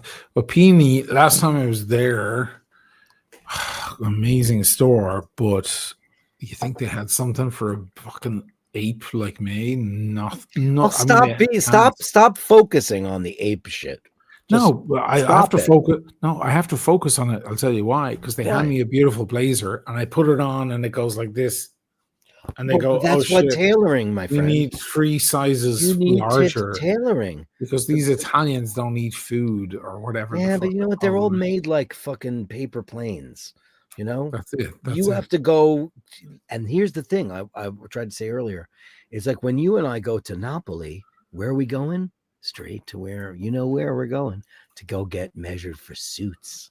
Yeah, because Naples is rules, right? Wait do you see Naples rule again this year? Because they ruled last year as well. Yeah, of course they did. That's where all the tailoring is now. Look at that. That's beautiful. Look at that fucking. Look at that shit. Look at fucking. Oh fuck, that's amazing. Look at that. Everything on this page is ridiculous. I would wear any of this. Yeah, I don't like the pleats. I'll never. No, pleats are for old men. Sorry, guys. Yeah. But look at this. Oh God, no, sneakers are never dress up. No, don't do it. Sorry, it's never. I've got the whole loafers thing taken care of. That's not a problem. Yeah. That's what we don't wear tassels either because we're not in a country club. Jackets. Look at that though. Oh, look at that. Okay, look at the on the right there. That beautiful jacket. Look at that. This is nice for daytime. Yeah. Yeah, that's what I'm talking about right now. Yeah. Beautiful. $5.90 is pretty good deal. Yeah, and this is by whom? Pini Parma. Okay, well then look at that. Look at the cuff. Okay, go back. Yeah. Go back. Go look. Yeah. Okay, there we go. This I would wear the shit out of that, but I'm a bit big. They won't have my size. And fucking no, because last time I was there, they didn't have. What are you, a 44? What are you, 44? 46. I'm a big 44. Broad. 46, right? I already have a broad frame. Even if I contracted AIDS, I would still be a broad guy. Do you know what I mean? Like if I lost, if you contracted AIDS, you would go on protease inhibitors, and then you'd be jacked to the high heavens. Right. You'd be a muscle daddy. If I turned to heroin as a hobby, I would still not fit in this shit because I'm just too fucking broad. That's not. I like that too. Is that you? What? Is that the Gabbiani? It's the seagulls. So is the seagulls. They're always marveled at that. They're just screaming outside. I live right next to the sea too, and we don't have them. We don't have any of them. Fucking going nuts for no reason. Stupid. I like that jacket. I'd wear that jacket. I like it too. Listen, if you lived in New York, you could go to Suit Supply and go get something that's made for look at that tuxedo's all wrong. Everything about it. The jacket's too long. The cowl neck's too deep. Well, look at this, how it goes all the way straight down to his cummerbund. Oh my God. Yeah. Oh, Michaela would make fucking mincemeat out of that right now. Yeah. Jesus Christ, she would hate that. Look, okay, back down. Look at that. See that pink? Keep going. Where's the pink? On the right-hand side, there was a pink. This one. Look at that. Oh, that's the shit, kids. Look at that. That is summer in a bottle, my friends.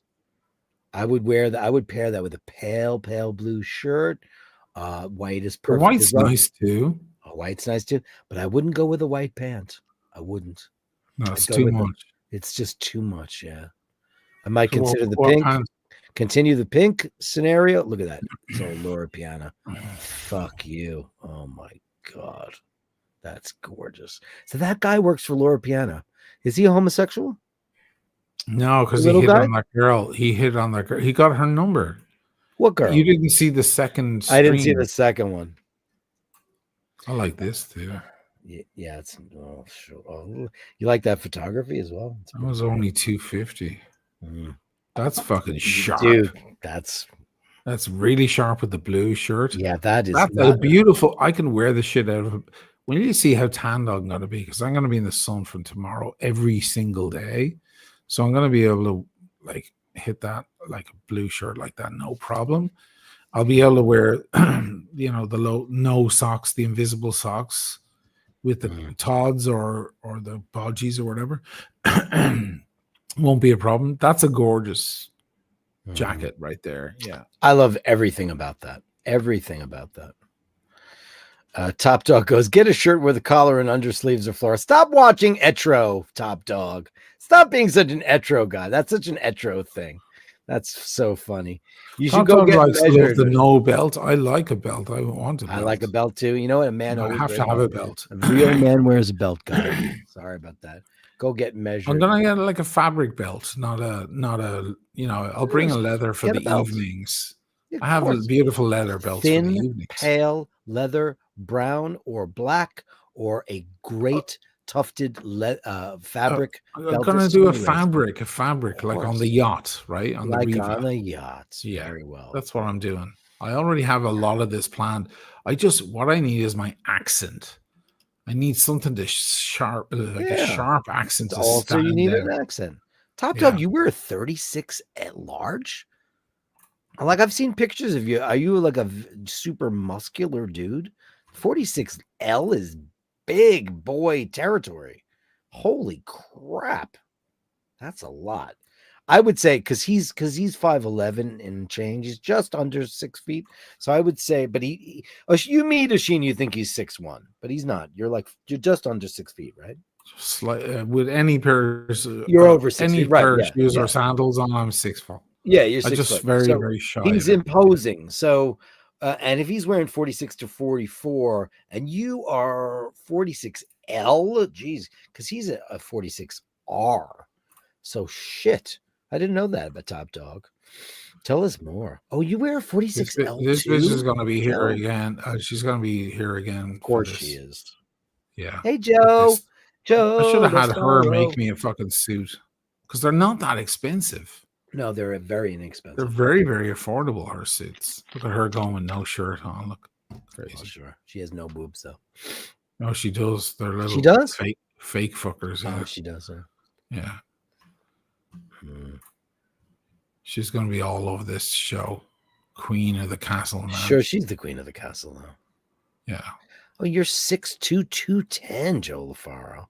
Wow, tell me more. 210 at 6'2" is very slim. 210? 210 not pounds of its muscle. At 6'2" is slim. Not of its muscle, though. Not of its muscle. But lean muscle. If he's wearing a 46L, that's lean muscle right there. Mm-hmm. That's washboard abs and all that shit. That's crazy. Yeah. Because Paul's 5'9", 5'10", and he's like been 150 pounds his whole life, but he's got a six pack. So just the muscle is compact. Oisin and I are the same, 6'1", 235 burly bench press. Wow. I have no idea what Oisin weighs. No, I'm 220, 230 easily. Yeah, well, those days of being a skinny bastard are gone, my friend. Look, her husband almost looks taller than her, but he ain't. He's fucking short. He's shorter than her. I've seen it. It's gross. He's clearly the in New York here. Oh, look at them. Look at them. They're at McGraw. Oh, they get it. Yeah, they're constantly on the move. Yeah. Like she reads the New York Times. Give me a break. I mean, she's a butterface. Thank God she dresses well. You don't like her face? Nah, she looks like She's pretty fucking insane. Like in real life, she's fucking very fucking beautiful. Okay. Look at the AP with the blue dial, fucking rose gold AP with blue dial. That fabric is crazy. It's beautiful. As for the crowd that asked about double-breasted, I think double-breasted is a thing that lends itself to portly men and or men of a certain age. It's not my thing personally. I don't have a problem with double-breasted. I think it can be absolutely gorgeous on a man of not so mature age and slimness too. It all depends on the cut and the color and the design. But no, but for the most part, I'm a 2-button suit guy. 3 buttons. Anything more than 3 buttons is MBA. So that's just my stance on that. I know a lot of people are asking about that. And I think that the cut on that suit that she just had on was absolutely beautiful. Oh, it's insane. Yeah, man. she looks great. She does make suits for She fellas looks like as well, Eastern but Ukraine mostly hooker for to me, though. I mean, like her look is not, I mean, like, no. You're funny. Well, whatever. It's good style. I could use one of her suits. I could wear this. Yeah. Yeah. You know, Maybe I'd buy if you want one it a size too small and then dye it into it. That's the way to do shit, though. You know?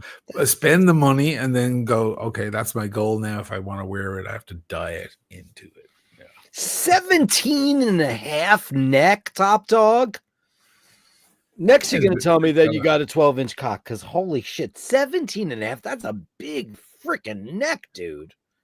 Wow. I wear 15 and a half. 16. At least a 16. 17 and a half neck. That's a big, that's sure. Jesus. So what are you doing? Crazy? Because if you ever see, look at him. He's like, him and his wife, first of all, they're a gorgeous couple. I mean, they're dressed up. I've seen pictures of them going out. They're just extraordinarily beautiful, both of them. She's a knockout and he's extremely handsome. But like he's in great shape. But I just can't imagine the dimension there, though. You don't think 17.5 is that big? Really? If you're in the United States, it's probably not that big. Sizes are quite different depending on where you go, you know what I mean, and who you are and all of that stuff. I mean, if I had 16, if I walk into any shoe store in this country, it's a problem. They just do not have my shoe size. No, I don't know why that is, because it doesn't make any sense why Italians would have smaller feet than people. There's smaller people in general. But they aren't, because you come to New York and like the Italian Americans is because I don't care about Italian Americans. No, but it's not like they intermingled with American Indians. They married Joey. Joey married Sclafani. They're big burly Americans, Italians from the south. That's a different thing. But in the north of Italy here, it's a different species. We have nothing to do with Paul's dad wears. We don't even like them. 14 or 13. Like when he was in Paris, he was trying to buy shoes, and he was like a 13.5 in America. And they looked at him and they said, all immigration from Italy to the United States was from the south of Italy. Of course, the Northerners didn't need to leave; they were all fine. Right, they turned out to all be fascists in the end, anyway. Right. So the Southerners left, got on the boats, and went to America. What America thinks is Italian is Southern Italian. No, it is. That's why you say arugula instead of rucola, because it's like a Southern Italian saying the rucola, arugula. It's an extension of everything you guys got. The whole Guido greased hair imagery, that's all from way down south. We have nothing to do with that. In fact, if you speak to most Northern Italians, they want nothing to do with that. We, yeah. Well, I've been here a while. You're a fucking Mick. I'm a Mick. I'm a Mick out of fish out of water. Let's wrap it up. Let's do it. Guys, thanks so much. Joe LaFry, I didn't realize you were such a big bastard. Holy shit. Yeah, Joe, 36, 37. Yeah, I'm a 15 and a half, 32 and a half arm, but I'm also 5'8", so you guys are just big bastards. Oh, you big goddamn bastard. Let's go again. Back again, Andrew, Boris, Eric, Sharon, Neve, stop super chatting us. Mart, Andrew, Ray, Andrew. And wait, it's funny. We were shutting down the show like an hour ago. We got into the whole fashion thing. We should have Michaela on, RP1960, and Rufus, guys. Thank you so much. And Sobiati, thank you so much for that last chat because it opened up. That's really what started the whole ball rolling on the whole thing. This is the best fashion meeting I've had in weeks. Well, thank you, beautiful lady. Guys, thank you so much. I'll see you on Sunday for Sunday Mass. Sheen, what's your plans this weekend? I was just working on videos. I've got videos coming up. Videos galore. It'll be good. It'll be good. In the Oisin Malley channel, guys. Remember to hold the door open. Remember to say please and thank you. And remember, let me put my Patreon pantheon on here because you guys, thank you so much for keeping the lights on. Thanks so much for all that stuff. You guys rule the world. Remember, if somebody's not nice to you, don't give them the benefit of the doubt. You know why? Because you know what? It's not that they're a nice person. You know what they are? They're just a goddamn fucking cunt.